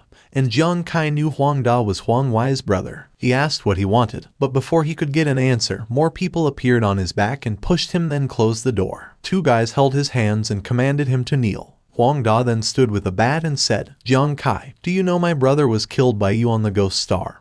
And now he has come back and been sent to psychological treatment. You should know that our Huang family bullies others, and no one dares to bully our Huang family." Zhang Kai stares at him with anger. Huang Da then proclaimed that Zhang Kai keep Huang Wai offline for a month, but he could keep Zhang Kai offline forever. He then swung the bat to hit Zhang Kai, and Zhang Kai was sweating as he could not fight back. Before the bat could land on his head, someone kicked the door and hit the 2 guys behind Zhang Kai. The 2 guys flew away and Huang Da fell on the floor. "Who is it?" their companion said. A guy and a lady then get inside, and the guy says, "Zhang Kai, I should have asked someone to remind you to be careful when you go home. Why didn't you take it seriously?" The lady showed a warrant and said, "Don't move. Military business." The bad guys were shocked, and one Huang Da stated that the guy who appeared was Wei Ying, the supreme commander of the River Middle City Military District. They were confused about how a big shot suddenly came to the place of Jiang Kai. Wei Ying then replied that they came for Jiang Kai, and he declared that Huang Da and his men offended someone they shouldn't have offended. Huang Da was annoyed by the fact that Wei Ying came just for Jiang Kai. He couldn't think of a reason why, and he was curious to know about Jiang Kai's identity. Even Jiang Kai himself was shocked that a big shot like River Middle City's supreme commander came for him. Wei Ying brought the SWAT and let them catch Huang Da and the others. Jiang Kai, Wei Ying, and the lady were still outside Jiang Kai's home staring at the SWAT. Jiang Kai then thanked Wei Ying for saving him, and he was about to say that he didn't know any reason why they came, but Wei Ying cut his words and told him not to be nervous as they were looking for him for a purpose. According to this old guy, Jiang Kai, Suai, and Yuanju performed excellently in the novice trial. And after Jiang Kai went offline, Yuanju and Suai were invited to join the military. The reason why they came was to also invite Jiang Kai, and he informed Jiang Kai that he had a new profession. Of course, Jiang Kai was surprised upon hearing it. The lady then asked him if he knew what the emergence of a new profession meant. There are currently many professions for Ghost Star explorers, and each explorer will face a job change every 20 levels. With each job change, the explorer's attributes and skills will change. Some will become stronger and some will become weaker. Currently, many professions are basically useless after they are transferred to the later stages, so in order to find stronger combat power, the military has been exploring new professions. The lady looked at Jiang Kai and concluded that he seemed to have a very strong new profession. "Would you like to join the military in a new career?" she asked. She told Jiang Kai not to worry since they didn't have any intention of forcing him. Wei Ying said sorry to Jiang Kai since they had already investigated Jiang Kai's family's information and knew that his brother was sick. The lady then informed him that the military would not only protect his family but would also cover all his brother's medical expenses as long as he agreed. However, Jiang Kai never responded. Wei Ying and the lady walked away to leave, and Wei Ying said, "How about it? You are going to Ghost Star for your brother's medical expenses, right? If you agree, report to the military tomorrow." The lady then also told Jiang Kai to find her tomorrow if he would accept the offer. Jiang Kai looked at them leaving. He then said sorry and refused to join the military. Wei Ying and the lady were shocked that he refused a good opportunity. Jiang Kai then said that he knew joining the military was a good thing, but that is only for professions that are certain to have strong future development, such as Yuanju's martial artist and Suai's doctor. He claimed that he has different as he has a profession. Remember when drunkard appeared as a new profession? Wasn't it also highly valued by the military? He asked. At that time, the military provided strong assistance to the drunkard, and the drunkard became very successful. But when the military found that the alcoholic was not very useful, the alcoholic was abandoned by the military. This time, he was too excited and neglected his guard. He didn't expect the Huang family to ignore their image and take direct action. He told Wei Ying and the lady that they would move out of the area controlled by the Huang family as soon as possible. He thanked them, and since he and his siblings have been living together for more than 10 years, they are still more accustomed to taking their destiny into their own hands rather than relying entirely on the protection of others. But now that humanity is in the end times, your new profession may bring about huge changes to all of humanity. Humanity needs you now. How can you have such an idea? The lady said, and Jiang Kai replied, "Sorry, I'm not that great. I just want to protect my family and keep them safe." The lady doesn't like hearing him refuse. However, Wei Ying says he understands what Jiang Kai means. He stepped forward and stated that the habits formed from more than 10 years of life experiences cannot be changed in a day or two. He told Jiang Kai to remember that his brother doesn't have much time left, and fighting alone in this apocalypse won't work. He opened a bet. For the last 6 months, he decided to let their military group continue protecting Jiang Kai's family from harassment from the Huang family. If Jiang Kai can earn enough money to pay for his brother's surgery within a month and prove that he has the ability to protect his family, Wei Ying will agree to his refusal to join the military. But if he can't earn enough, the military will bear his brother's medical expenses to help him stay alive. But at that time, he wants Jiang Kai to join the military for inspection. Jiang Kai was silent for a few seconds. After thinking, he smiled and confidently said, "Okay, I promise." Now facing the military's bet, Jiang Kai decided to return to Ghost Star as soon as possible to earn money for his brother's surgery. Before he left their house, he put a note on the table to inform his brother and sister that he passed the trial and was going back to Ghost Star. In addition, due to the threats from the Huang family, the three of them, brother and sister, can no longer live in their current place. They must move to an area with a higher security level to ensure safety. So this time, the task of returning to Ghost Star is arduous, but he tells himself he must come back with enough money. He arrived at the Ghost Star in Shengyao City and transformed into his suit. After passing the novice trial, the adventure of the Ghost Star officially begins. He just changed his clothes in the trading area and he was confident that he could now finally make money by killing monsters on Ghost Star. However, if newcomers want to make money from Ghost Star, they must first join a guild. Because the monsters on the Ghost Star are so powerful that a single person will basically die, new explorers must join a guild to fight monsters in a group. After all, a guild is a big team. After joining, new members can follow team members and increase their survival rate. He was so excited to see what guilds there were to join.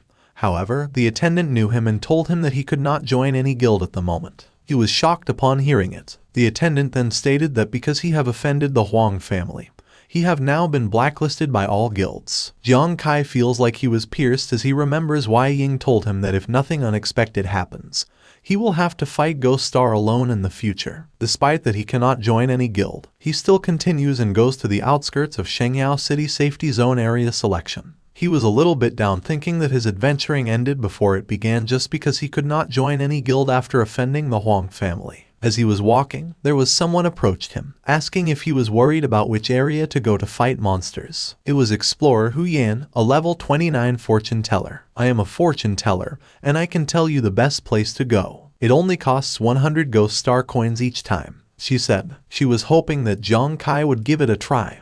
However, Jiang Kai refused and reasoned out he was an atheist. Please don't go away. You can bargain 80-30, or I'll give you free fortune telling. Just think of it as a grand opening gift, Hu Yan stated while staring at Jiang Kai. Jiang Kai suddenly comes back at a fast speed and replies, "Oh, it's for free, thank you. It's not too late for me to be superstitious now." Hu Yan was startled as she never thought he would come back, and she found him irritating and stingy. Still, she decided to help Jiang Kai and think of it as a skill test. She activates her power ability by summoning out her equipment. She started the fortune telling, and after a few seconds, she found out that Jiang Kai was in a crisis now, and if he didn't want to be entangled in the crisis, he should go to the Valley of the Kings. Jiang Kai believes that the crisis he is facing is being targeted by the Huang family, but he knows the Huang family can't touch him since the rules in the safe zone are prohibited. Currently, the first choice for new players to adventure in levels 1-10 is Ash Plains, but there is a high probability that the Huang family will send someone to kill him there. And the Victoria Peak Road is a place that only explorers above level 15 can go to. If he goes there now, he believes he will probably die.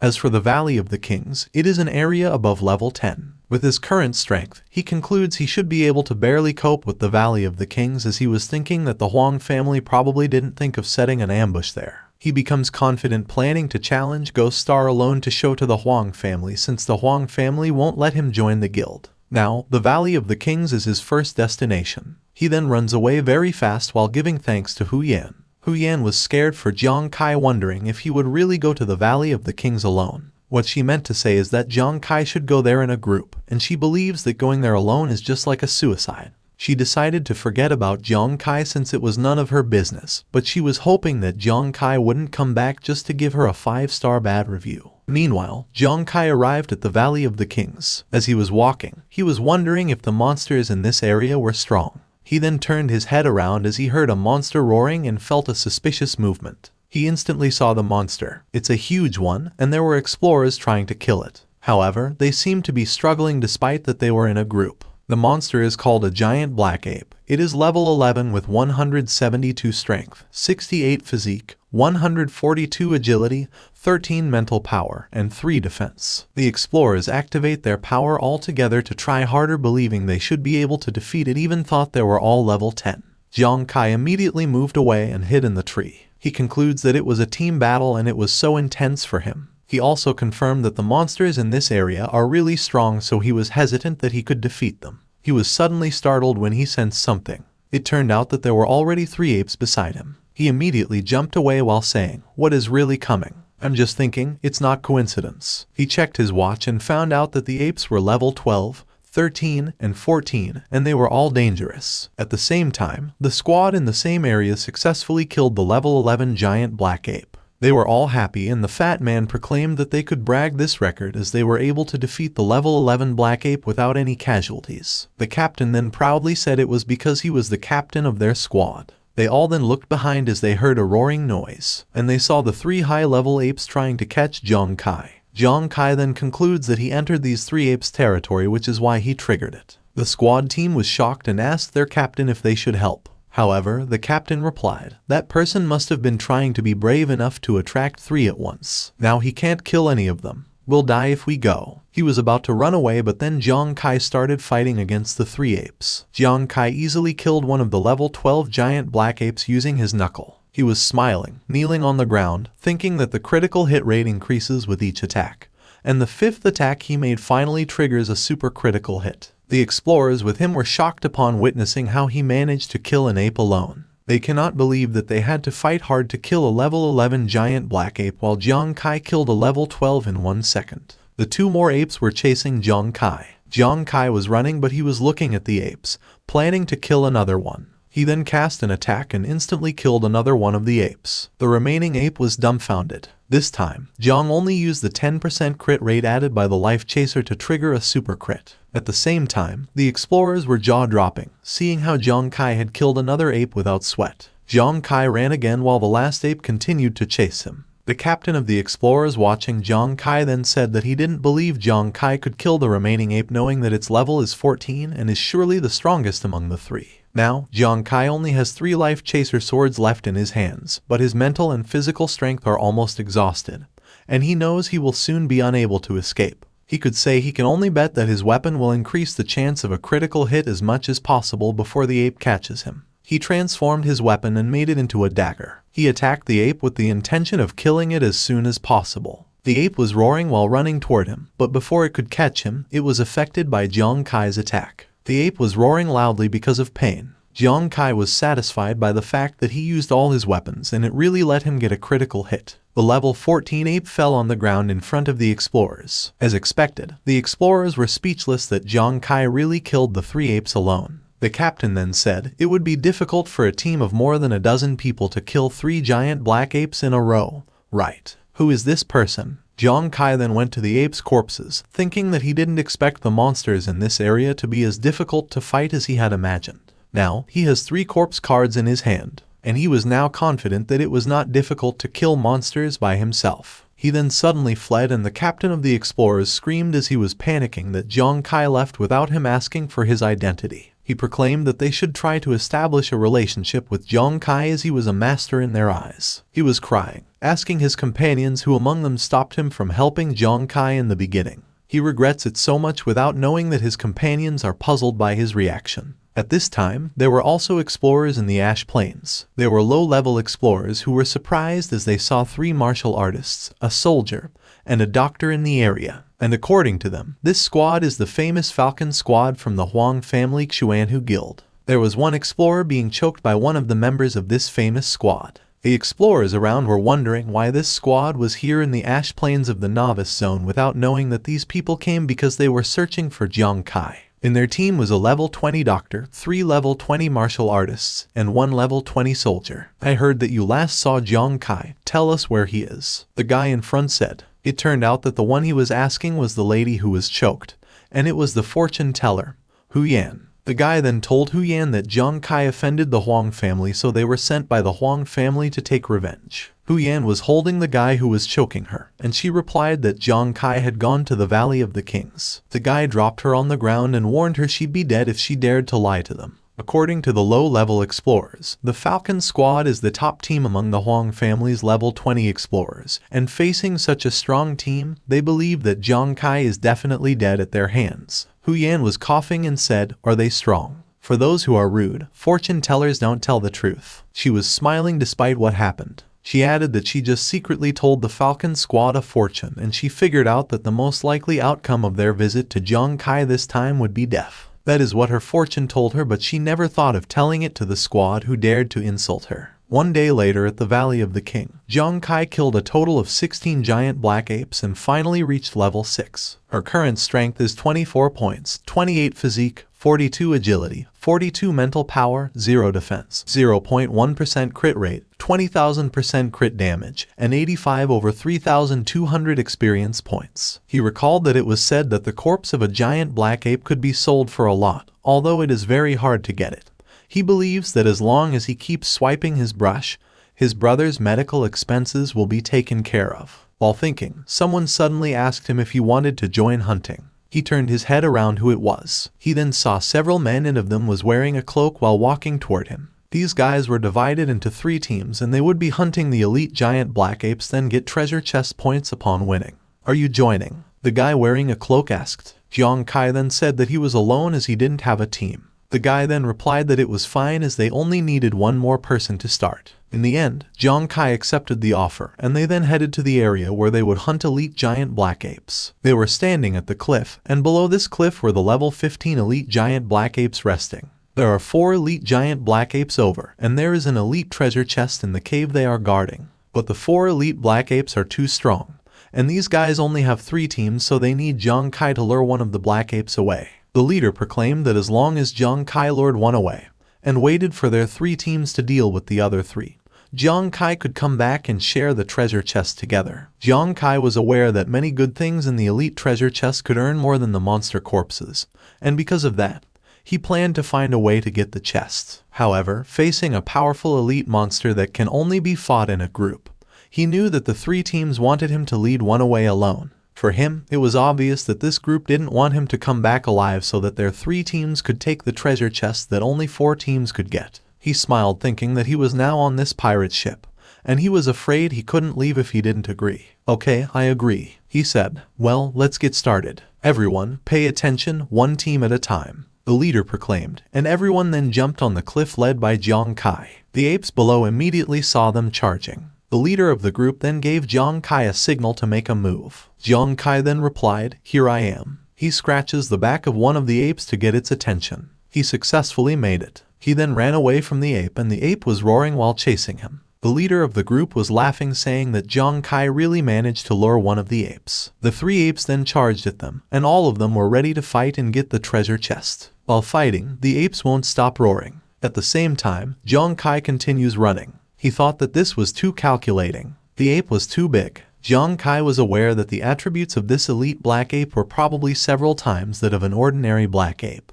And if an ordinary explorer were to come to this place, Jiang Kai believed that explorer would surely die. Surprisingly, Jiang Kai suddenly stopped running. He turns around and casts an attack while claiming that he's not an average explorer. He started attacking the ape, and the ape was so mad while trying to get him. Shockingly, the ape exploded because of Jiang Kai's ability. In an instant, Jiang Kai killed the level 15 elite level giant black ape easily. Jiang Kai stood at the ape's corpse, and he was so happy as he didn't expect that even the elite black ape couldn't withstand his super critical hit. As for the treasure chest, he didn't want to waste more time to get it as he was excited to use it as soon as possible. On the other hand, the 3 teams are still fighting the 3 apes, and none of them is able to kill it. The leader was motivating them to keep working hard so they could share the treasure chest after finishing all the apes. The leader wasn't aware that Jiang Kai came back without any wounds. The leader was attacked by the ape, and Jiang Kai then seized the opportunity and went inside the cave. As he went inside, he instantly saw the treasure chest. He then smiled widely as he never thought it would be so easy to get in.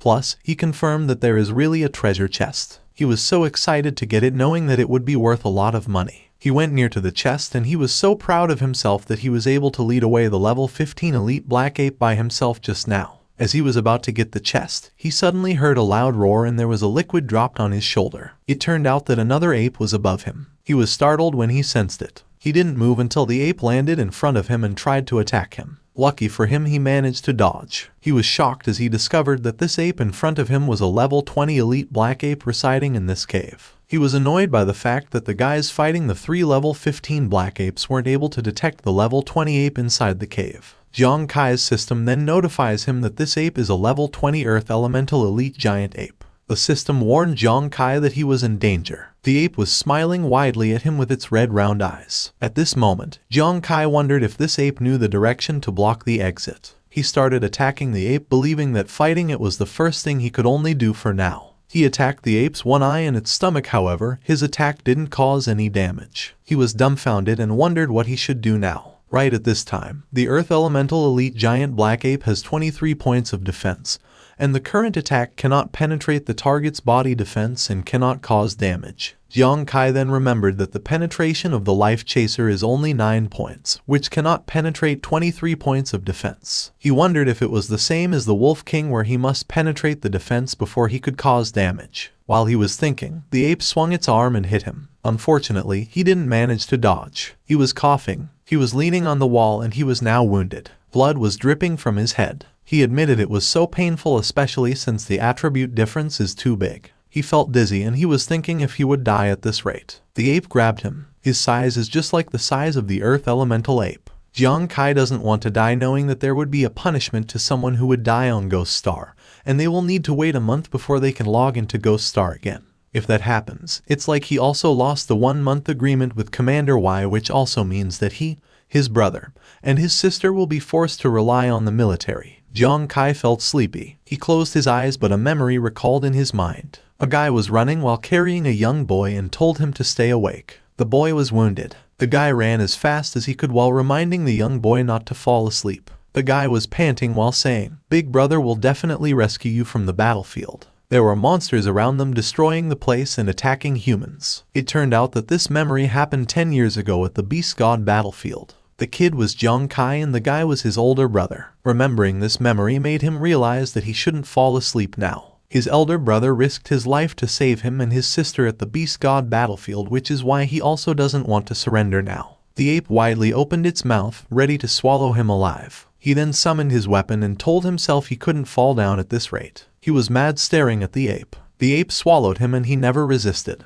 The ape smiled in satisfaction, but then its head suddenly dazzled. Its head exploded and its blood splattered. It fell on the ground lifeless and Jiang Kai's notification appeared that he killed it. Jiang Kai was kneeling on the ground and figured out that the Earth Elemental Black Ape's defense of its oral cavity is not high, although it has a high surface defense, which is why he attacked the inside of its mouth instead of penetrating its defense. Just like breaking the skin first and then killing the Wolf King. He slowly stood as he decided to continue getting the elite treasure chest. He smiled despite that he was in pain as he claimed that the chest now finally belonged to him. Half an hour later, the guys outside finally defeated the 3 apes. They were so happy. They were cheering. They were grateful to Jiang Kai for luring one of the apes, and they believed Jiang Kai died. The leader then proclaimed that they would have one less person to help divide the treasure chest if Jiang Kai really died. They were so excited, headed inside the cave to get the chest, but the leader was dumbfounded when they discovered that the treasure chest was already gone. What happened? Where's the treasure chest? Why is the elite treasure chest gone? The leader screamed in anger. One of his men then told him that he saw Jiang Kai sneaking into the cave during the battle. Of course, the leader was mad that this guy didn't tell about it earlier. The guy was scared as he replied that he thought he was just hallucinating because he didn't think Jiang Kai would survive. "Captain, then we fought for nothing. We have been busy for several days for this," the other guy said. The other team then also told the leader that he should pay them even though they didn't get the chest. Another guy then reminded the leader that he still owes them a few months' salary. The leader was mad. He cursed out anger, believing that they were tricked by Jiang Kai. Right now, Jiang Kai is already at another Valley of the King. He was walking while saying that he should be able to get rid of those men by now, knowing that those guys were now hunting him. He was staring at his window as he decided to see what was in the elite treasure chest. As he opened it, he was surprised as he saw lots of ores inside. He was satisfied since there was also a piece of equipment, which is a cape. He grabbed it out with a smile while thinking that the value of equipment in ores on the Ghost Star was much greater than that of monster corpses. Now, he was sure he was going to make a fortune. He looked back to the chest as he saw another piece of equipment. It was a glove that had a logo on it. Jiang Kai then wears it while wondering if this glove is an offensive type of glove. Jiang Kai was surprised as he felt lighter and stronger after putting it on. He then concludes that the glove might be an equipment that increases agility and strength. Something is telling him to try it and attack. He tried attacking the air with his weapon and there was flames appeared on the short spikes. He then realizes that the glove was a piece of equipment that attached ordinary flames to the weapon. In Ghost Star, there are many kinds of flames,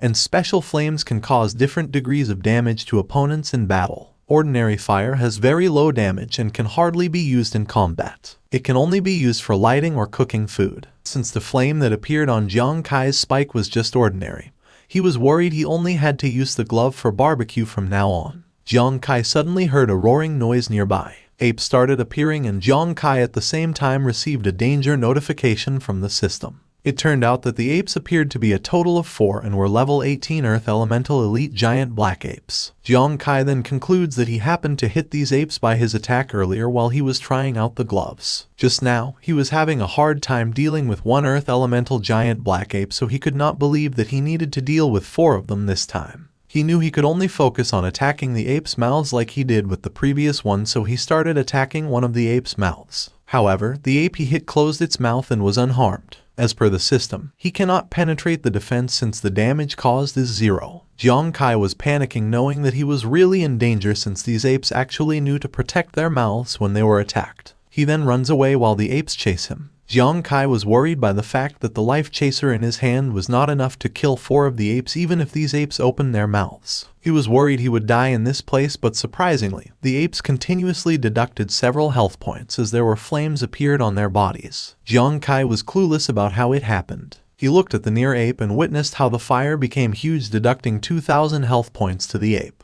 The ape was screaming in agony while it was burning to death. 2,000 health points were continuously deducted and Jiang Kai still doesn't know about what was happening.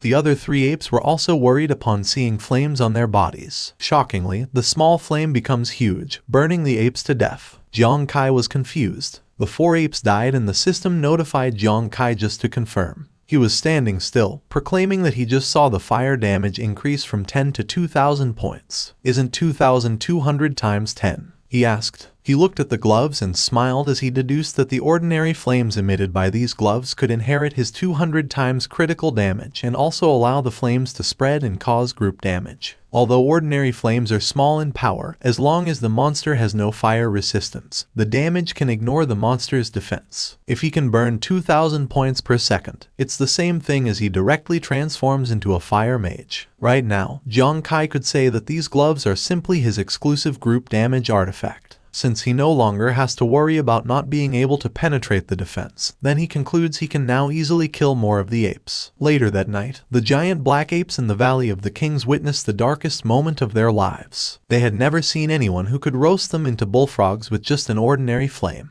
They have never seen a person who sees something with a blood bar, the devil grill master who won't let anyone go. Within a radius of 10 miles, no treasures are left. Jiang Kai uttered. On day 2 at the Valley of the King, no apes were around since Jiang Kai cleared it all. He was so proud of himself. He opened his system while proclaiming that he killed dozens of giant black apes in one night and finally upgraded to level 7. Currently, the fire damage of the gloves is invincible in terms of group damage within level 20. He also got 10 elite treasure chests, which together with a bunch of black ape corpses should be able to sell for a lot of money. While staring at the sky, he realizes that it is a bit lonely to play alone on Ghost Star, and he misses the days of fighting with Yuanju and Stowaway. He didn't know how those two were doing now, but he was sure they were in good hands since they had the military as their backer. He was sure that those two were doing better than him. Right now, Yuanju was at the Valley of the King of another place. He was so mad as there are no black apes in the area, which means there's nothing they can hunt. He cried, proclaiming that he had been in Valley of the King for a few days and hadn't encountered a single black ape. Stowaway was with him, and she said she really missed Jiang Kai's efficiency in helping them kill monsters. Someone suddenly approached them, telling not to say such discouraging words. This guy was Explorer Lai Bio, a level 38 cavalry. According to him, the reason why Stowaway and Yuanju were able to spawn monsters in the first place was because they were in the novice trial area,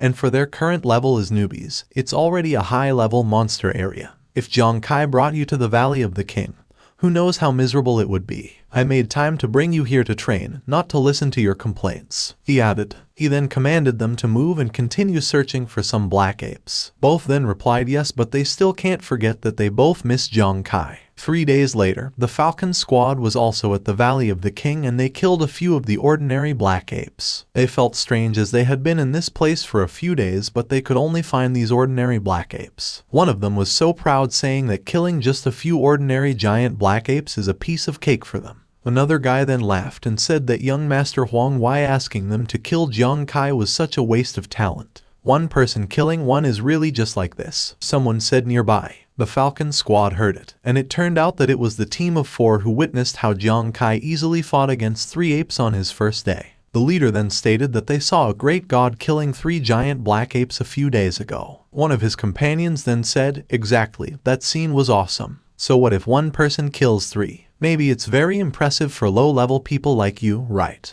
The guy from the Falcon squad replied, and the other team never responded. The guy from the Falcon squad then shows an image of Zhang Kai and asks the other team if they have seen Zhang Kai in the Valley of the King. What a coincidence, this is the great guy we were talking about who single-handedly fought against 3 giant black apes. The captain of the other team answered. The eyes of the guy with the green hair were sparkling while saying that Zhang Kai was so cool. The Falcon squad wouldn't believe them and thought they were just spitting nonsense because of jealousy. The captain of the other team threw away the fruit he was eating and told the Falcon squad to just go and find the great god if they didn't believe him. He also informed them that they just run into Zhang Kai leaving the Valley of the King. His lady companion was thrilled while saying that she even said hello to Zhang Kai. The guy from the Falcon squad smiled widely upon knowing that Zhang Kai was just nearby. He then pulled his sword from the dead ape and the red-haired guy then said, "Let's go quickly. We've been hanging around in this crappy place for several days. It's time to give an explanation to young Master Huang Wai." The other team was puzzled believing that the Falcon squad is going to pick a fight with Zhang Kai. The great god's temperament shows that he is a low-key hermit. These people are so arrogant that they are usually set as cannon fodder in comics. The lady said and her captain agreed with her. At this time, the exit of the Valley of the King was crowded with people. Most of these people were complaining as they didn't encounter any black apes this time when they came to the Valley of the King. One guy stated that there was a forest fire and the apes died. For now, he suggested they should wait until the apes refreshed before going in. One guy agreed with him saying that everyone has to wait as it's not like any one person has brought all the shares. At this time, Zhang Kai, the culprit who swept away all the money passed by, killed all the black apes in 3 days and his level was raised to level 10. He also got 19 elite treasure chests, and he can now go back to Shengyao City to sell everything for money. As he was planning to leave, someone screamed at him, commanding him to stop leaving. Zhang Kai wondered who it was, but then the people he saw were unfamiliar. Of course, it was the Falcon squad. "You've been hiding for so many days, it's really hard for us to find you," the captain stated. There were other explorers around and they were all surprised upon seeing the Falcon Team 5 of the Huang family of Xuanwu Guild, and they all wondered how Zhang Kai offended such an elite team. "Huang family, Xuanwu Guild, were you sent by the Huang family to find me?" Zhang Kai asked. The captain laughed and said that Zhang Kai asked even though he already knew the answer. This captain then also asked Zhang Kai if he had forgotten who he offended in the novice trial. "How dare you, a lowly person, to provoke young Master Huang Wai? We are here to kill you," he added, and they all activated their powers and Zhang Kai did the same thing. The Falcon squad started attacking Zhang Kai. Zhang Kai was dodging while telling them that Huang Wai was the first to attack during the novice trial and he was just fighting back. He asked them if they were really sure of attacking him, but the Falcon team was really determined and said they didn't care who was right or wrong as they would receive much just to kill Zhang Kai. Zhang Kai was mad and said, "Since you have chosen to confuse right and wrong for the sake of profit, then I don't have to hold back." He attacked the Falcon squad using his weapon, but the Falcon squad dodged and thought they were unharmed. "Ridiculous, you missed the target with 1 dart. Could this little flame be your skill?" the captain said just to tease Zhang Kai. The lady with him also laughed and proclaimed that she doubted Zhang Kai was able to kill the young master because of his trash skill. They really belittled the small flame on them. The people around were disappointed by the fact that Zhang Kai only used ordinary fire to fight with embarrassing low damage. There was also someone who made fun of Zhang Kai's flame, stating that it is just a fire to light someone's cigarette. "Oh, funny, my flame has low damage now, but what if I could make the flame do a little more damage?" Zhang Kai said confidently. The captain of the Falcon team was confused when he found out he was deducted 2,000 health points. The flame becomes strong. He was screaming in pain as he was burning to death. His companions were shocked, but they also could not do anything to help him. He was puzzled, wondering why the ordinary fire suddenly became so damaging. His teammates then also noticed the changes in the flame in their bodies. The same thing happened to them, including the other 2 members. They were screaming as they were burning in flame. And in an instant, the system notified Zhang Kai that he wiped out the Falcon Team 5 and plundered the team's experience. The audience was confused. Zhang Kai then said, "Well, since you guys are so eager to give me heads, then I will accept this filial piety." The people who witnessed the scene were dumbfounded since none of them imagined someone with a low rank would manage to kill a team of 5. Jiang Kai ignored them as he started plundering the experience points. Oh my god, why? Why can't my watch evaluate its properties? Can't find out, how is it possible? The guy from the crowd said while trying to check Jiang Kai's background. He was sweating nervously as he concluded that Jiang Kai might be the fire mage who used props to block outsiders' detection. In short, the god of fire. Right now, Jiang Kai was happy that his level upgraded by 2 and he's now level 12. Jiang Kai then asked his system why the other people couldn't find his attributes. The lady then responded that it is because his gambler's doubling talent adds too many additional attributes. The difference in attributes between Jiang Kai and people of the same level is too great, making it impossible for outsiders to evaluate his watch. Jiang Kai then slightly looked at the crowd and walked away while saying that it is better if others can't detect his attributes so he will avoid being targeted by others. Meanwhile, Jiang Kai arrived at the Ghost Start Shengyao City item trading office to sell the equipment he found during his farming. The help desk was lousy, thinking that she waited for only one poor newcomer for a whole day. She was disappointed, believing that her performance for today was worse again. Jiang Kai was smiling and humbly said that he doesn't have a lot of stuff but wants her to calculate how much it costs. Alas, how much can you sell with your poor appearance? Guess at most. The lady replied, but she was cut off and her eyes rounded when she saw the dozens of giant black ape corpses that Jiang Kai captured. Jiang Kai controlled his system and showed the lady all the 19 elite treasure chests he got. Excuse me, can you still see me? I want to ask how much these can be sold for. Jiang Kai said. The lady was still shocked. She was sweating and was shaking. She was wondering if Jiang Kai is from the hunting factory, and she was curious why Jiang Kai wanted to sell by the lot while the others sell by the piece. She then composed herself and said, "Don't worry, I happen to be the top seller here. Let me calculate it for you today." She was excited, thinking that Jiang Kai turned out to be a big client, and she was even willing to get the order at the risk of her life. The moment she computed it, it turned out to be a total of 180,000. She was shocked, informing Jiang Kai that his corpse card can be sold for 10,000 Ghost Star coins, and the elite treasure chests and its continents can be sold for 170,000 Ghost Star coins, which is a total of 180,000 Ghost Star coins. Jiang Kai was also surprised by the total amount. Ghost Star coins are the currency of Ghost Star, and 1 Ghost Star coin can be exchanged for 10 Xingyao coins, which is 1.8 million, enough for Jiang Kai's brother's medical expenses. After selling everything, he left with a smile as he felt relieved that the bet with Commander Wei to take good care of his brother had been fulfilled, which means he doesn't need to join the military, and he can go back to Earth to arrange for his brother to be hospitalized. While walking, someone chased him, telling him he was the one who got fortune-telling for free last time. It was Hu Yan, the fortune-teller. She proclaimed that she was right to recommend Jiang Kai to go to the Valley of the King last time, and now she concludes that Jiang Kai must have gained a lot and killed a few rude people. Jiang Kai then thanked her and admitted that going to the Valley of the King certainly helped her a lot.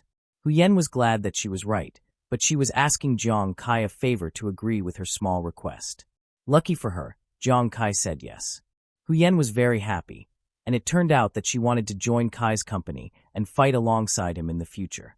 However, Jiang Kai refused and was ready to leave. Hu Yan was so disappointed and said, "Alas, it is still the same as before, a character defined as useless by the military. Why would anyone want to? Forget it. Hey, I know you like free stuff. Do you want my gear? I'll give it to you for free. Maybe this is the last time I log in to Ghost Star." Jiang Kai paused when he heard the lady had become hopeless. Jiang Kai then asked her if she wanted to log off permanently and no longer wanted to earn money in Ghost Star. Hu Yan then replied that she wanted to, however, she couldn't make it. That is because everyone sees her as a loser who can only tell fortunes during battles. According to her, when the military determined that feng shui masters were a powerful profession, she took advantage of the military's support for feng shui masters, successfully reached level 20, and changed her job to become a fortune teller. But a feng shui master's initial talent is just a stronger sense of the right time, place, and people, and after changing the job to a fortune teller, he only gains an additional skill of fortune telling.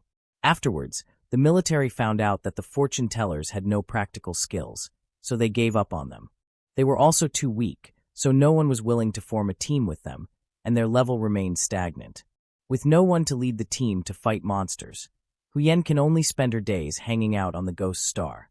If she goes back to Earth, she plans to become a scavenger or do hard labor, so she won't live off her savings. Jiang Kai then told her that being a laborer is so hard since his brother's health was broken because of that job, and he concluded that Hu Yen can't bear it. Hu Yen chuckled, she laughed, and told Jiang Kai that she had younger brothers and sisters on Earth, and she's the only pillar of the family, so she can't give up. The moment she said it, Jiang Kai remembered that his brother always said he could handle it. He then realizes that his brother is like Hu Yen. He knew that his brother wanted to develop the ghost star and was determined to fight against the beast god in the future. But after his brother adopted them with his sister, his brother was afraid no one would take care of them, so he gave up the opportunity to come to Ghost Star. Until his body breaks down. Okay, do you want my gear? If you do, I'll go to the storage and get all my stuff for you. Anyway, I have to go back and face my life first. This time, I have to log off forever. Bye, Hu Yen said while walking away. She was shocked when Jiang Kai stopped him and said, My name is Jiang Kai. I'm going to log off now, but not permanently. If I can still find you next time I log on, let's form a team. Of course, Hu Yen was surprised, and she was out of words. She was trembling in disbelief, and she was asking Jiang Kai if he was serious. Jiang Kai waved his hand while walking away, telling the lady he wouldn't make money in his life by just lying to her.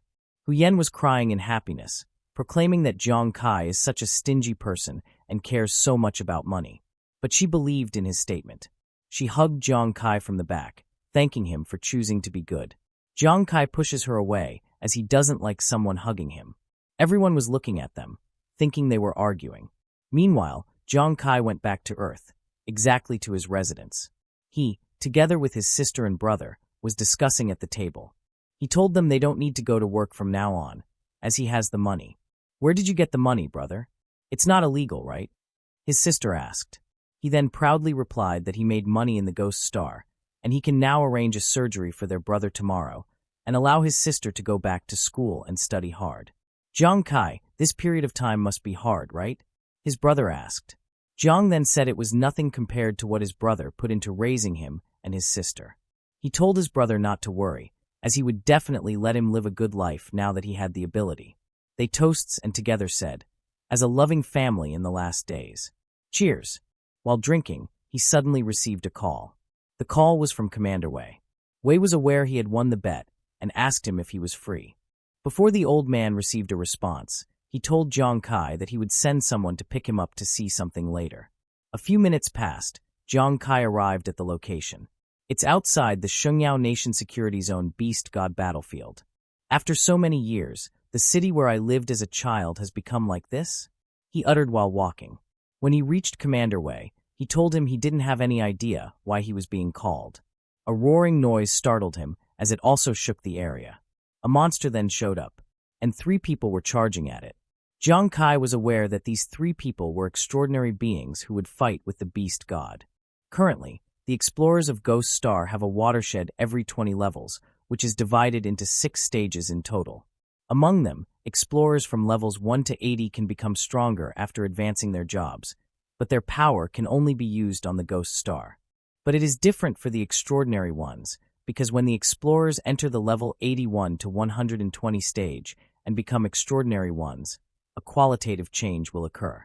Because at that time, the power that could only be used on the Ghost Star can be withdrawn and taken back to Earth for use. The emergence of this supernatural power is not only a huge change in human military history, but also the current human struggle against the beast god, the most effective means. While the extraordinaries were fighting with the beast, Jiang Kai was watching with excitement. He even proclaims that these extraordinary are very strong. But then, Commander Wei cut his excitement and said, You know this is just an ordinary beast god, but just to get rid of that guy, we have already sacrificed 2 transcendents. Jiang Kai was alarmed upon hearing it.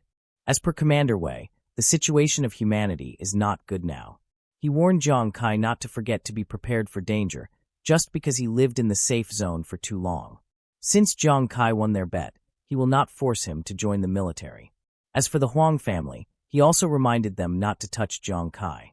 Jiang Kai was confused as to why this old man was helping him. But even Commander Wei was also clueless about why he was paying attention to him. Commander Wei is like this to him because he believes in his intuition. His intuition tells him that Jiang Kai may become a strong person, and in the future, he may be so strong that the entire Xingyao will need his help. But he knows that in these end times, Jiang Kai only wants to protect his family. After all, joining the military means going to the battlefield, and the battlefield is indeed dangerous. Commander Wei believes that every man has his share of responsibility for the fate of his country, and someone in this world has to stand up and fight those monsters. He concluded that one day, he might also die on the battlefield. But as a person from Shungyao country, if he can die for his country, for Jiang Kai, he will do it with all his heart. Jiang Kai was puzzled. The old man told him he won't interfere with his choice, but if Shungyao is in danger in the future, he was hoping he could save the country if he had the energy to fight for it. After that conversation, Jiang Kai rested on Earth for a few days and then returned to the Ghost Star. Up until now, he was still thinking why Commander Wei is so highly of him, and he was wondering if he's going to be strong enough in the future. He decided to forget about it and take good care of himself for now.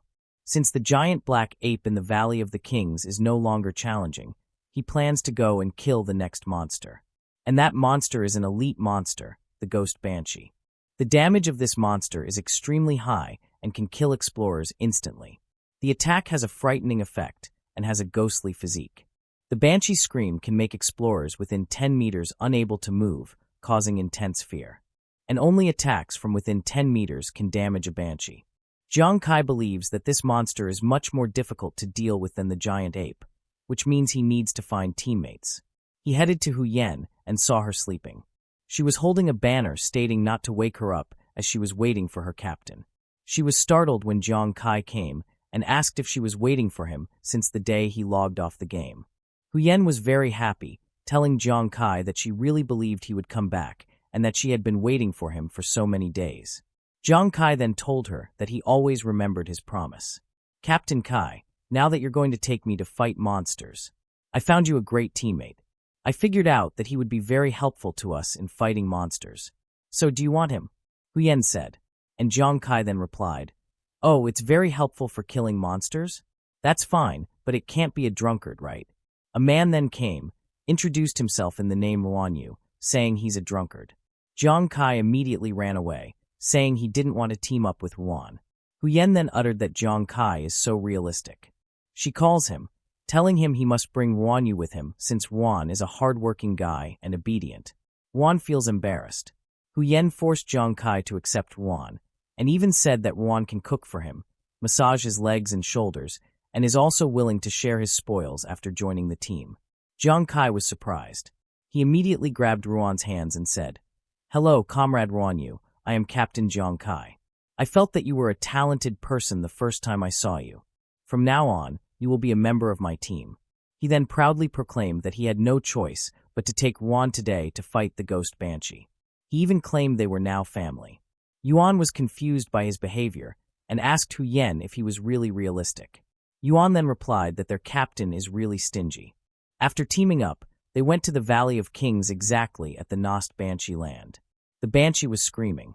Jiang Kai and Hu Yan were observing it. According to Jiang Kai, the Banshee is a monster several times stronger than the black ape. Once exposed, Banshee will be killed instantly, so he told everyone to keep their voices down. He was just whispering to give knowledge to his companions. He added that only attacks within 10 meters can hurt the Banshee, so they must keep quiet and look for opportunities to get close. However, Jiang Kai heard noises, and he thought it was Hu Yan. Hu Yan was puzzled when Jiang Kai told him to be quiet. She told Jiang Kai that she wasn't being loud. The two then turned their heads around and found out that the one making noises was Ruan. He drank so much alcohol, and he suddenly screamed, which annoyed Jiang Kai and panicked Hu Yan. The Banshee also heard his voice and immediately jumped to them. This Banshee was screeching. Something bright comes out of his mouth. What the hell is Ruanyu doing? Hu Yan, didn't you say that his joining the team would be very helpful in killing monsters? Jiang Kai said. Hu Yan then replied that she was just talking nonsense. The Banshee attacked them using its fear-breaking scream. The three of them got affected. Their status is in fear. Even Jiang Kai became scared of it, and Hu Yan, on the other hand, suggested they should wait to die. The Banshee was about to grab them, but Ruan interfered as it turned out he sees the Banshee as a lovely human being. He was drooling as he charged toward the Banshee and hugged it tightly. Jiang Kai and Hu Yan were shocked. Ruan was blushing while staring at the Banshee, telling it he would caress her well. He touched the Banshee's cheek and proclaimed it was very smooth. Right now, the status of Zhang Kai and Hu Yen has returned to normal. Zhang Kai was confused, seeing the banshee being controlled by Ruan. He remembered that the banshee's frightening scream also has a cooldown time, so he must use it before the banshee launches her second frightening scream attack and solve it quickly. He activated his ability and attacked the banshee. Ruan at the same time intended to kiss the banshee, claiming it would now be his wife. Before his lip could land on the banshee's lip, a strong explosion happened. Smoke covered the area. Ruan was devastated when the banshee disappeared in front of him. Zhang Kai was very happy that he instantly killed the banshee, and Hu Yen was also very proud of him. Ruan knelt on the ground, shaking. He was sobbing, blaming Zhang Kai for blowing up his wife. He cried so loud and said, "She was the sole love of my life. Without her, I'll not be able to love again for the rest of my life." While he was crying and screaming, Zhang Kai asked Hu Yen if he often got drunk and went crazy. Hu Yen said yes, and stated that Ruan can't help but drink, and when he's drunk, he gets in a hideous state. After explaining, she rushed to the banshee hut to get the chest and the corpse card. Zhang Kai then contemplated the scene. He was sure that Ruan was also obviously hit by the banshee's attack, so he was confused why Ruan is not affected and was able to fight back against the banshee. The most disliked thing about drunkards is that they lose control of their consciousness after getting drunk. And for Zhang Kai, it's a fatal flaw that Ruan had ignored the banshee's fear. Zhang Kai then smirks as he realizes something. After a minute, Hu Yen went back to him with the chest, but he ignored him as he was smiling evilly, thinking that Ruan is a perfect natural artifact for dealing with banshees. Hu Yen was confused with his smile. She was wondering why Zhang Kai acted this way all of a sudden. Zhang Kai then decided to go to another banshee hut, and this banshee instantly caught their attention. "I choose you, go Ruan Yu," Zhang Kai said, and Ruan Yu also immediately dashed to the banshee, saying that this is another new beauty. The banshee then casts a fear-breaking scream, and Ruan completely ignores it. He was drooling, and assumed that the banshee was greedy for his body. He hugged the banshee to its abdomen very tightly. Zhang Kai was glad that the skill had been tricked, which means he can attack at close range now. He then throws an attack toward the banshee, and again, before Ruan kisses it, the banshee explodes. Ruan flew away, and he was puzzled. He then realizes that the second beauty he saw had blown up once again. He fell on the ground with his head first, but Zhang Kai and Hu Yen didn't care at all, even said they could now go to the next banshee before Ruan sobers up. 3 hours later, Zhang Kai killed a total of 23 banshees. They got a lot of chests while Ruan was devastated since he didn't get a chance to kiss even one beauty. Another hour had passed, and he killed the 35th banshee and received more chest. Zhang Kai was very satisfied. He proclaimed that he never thought Ruan could get 35 elite banshee treasure chests in one go, and directly clear all the banshees in the Valley of the Kings. Beside him was Hu Yen, thrilled as she couldn't even dream of such efficiency. After killing 35 banshees, Zhang Kai leveled up twice, reaching level 14. The price was just a heartbroken Ruan Yu. "Hu Yen, you were right about Ruan Yu's usefulness," he said. Hu Yen then replied, "Yeah, and let's just say we're helping Yuan Ru train his mental endurance for his breakup with his girlfriend." Ruan was still crying, and he told both his companions they were real beasts. Hu Yen approached Ruan to calm him down. Zhang Kai, on the other hand, was smiling as it turned out he also collected 2 skill cards in the banshee's hut that give him an extra skill. The first skill is Rain Prayer, used by those with strong mental strength to cast a large-scale rainstorm. If the terrain is suitable, high-ranking powerhouses can even create lakes and rivers out of thin air, which can be very effective in battle. Zhang Kai decided to give this skill to Hu Yen since she's already level 29 and her mental strength is higher than his. Hu Yen was surprised. She was emotional that she now finally had another skill than fortune-telling. For her, she's now finally no longer a useless person who can only tell fortunes during battles. "Captain Kai, from now on, you will always be my big brother. Please accept my greetings," she said while bowing to Zhang Kai. Zhang Kai was annoyed with her action and just told her she deserved it. For the other skill, it is a one-time skill point for a hidden profession. When this skill point is used, an additional skill of the hidden profession can be activated, but the additional skill can only be used once and will disappear after use. Zhang Kai decided to immediately use it. Although it's only a one-time thing, if it is a skill that can only be activated by a hidden profession, He wants to give it a try. The lady system then appeared, congratulating him for activating an extra skill, the casino pickpocketing. When casino pickpocketing is enabled, every time a nearby explorer pays attention to the gambler will steal 1,000 of the total attributes and add them to himself. After 30 minutes, the skill and added attributes will be removed. A skill effect, is that it? Zhang Kai asked, and the system replied yes. Jian Kai was disappointed by the fact that such a precious one-time skill could only steal 1,000 of someone else's total attributes.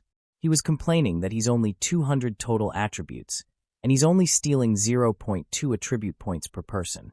At the same time, Wan Yu finally got back to his senses, and he was clueless about what had happened to him. He proclaimed he feels heartache, and he doesn't know why. Ghost Star's greatest lover, have you forgotten that you lost 35 wives last night? Huyen asked. Wan then recalls his behavior. He vomits as he feels disgusted. He cried and apologized to Zhang Kai for what had just happened. He told Jianf Kai he can leave the team, but Zhang Kai handed him some equipment and said, "What are you talking about? You were the hero last night. Here, this equipment belongs to you. If it weren't for you, I would have been killed by those banshees countless times. You are the core member of this team." Wan refused to accept it, and as he was satisfied that Zhang Kai had accepted him into his team. Still, Zhang Kai forced him to accept it. Huyen was speechless when he saw a different scene of Zhang Kai, telling her to also get her equipment. Huyen and Wan Yu's eyes were shimmering as they had never expected Zhang Kai would give them rewards for their hard work. They sank their heads on the ground, promising Zhang Kai they would be his ghosts for life from now on. Zhang Kai told them to stop as he knew it was painful. That's all for today. Thank you so much for watching. Please don't forget to like, comment for another part, and subscribe to this channel for more content like this. Till next time.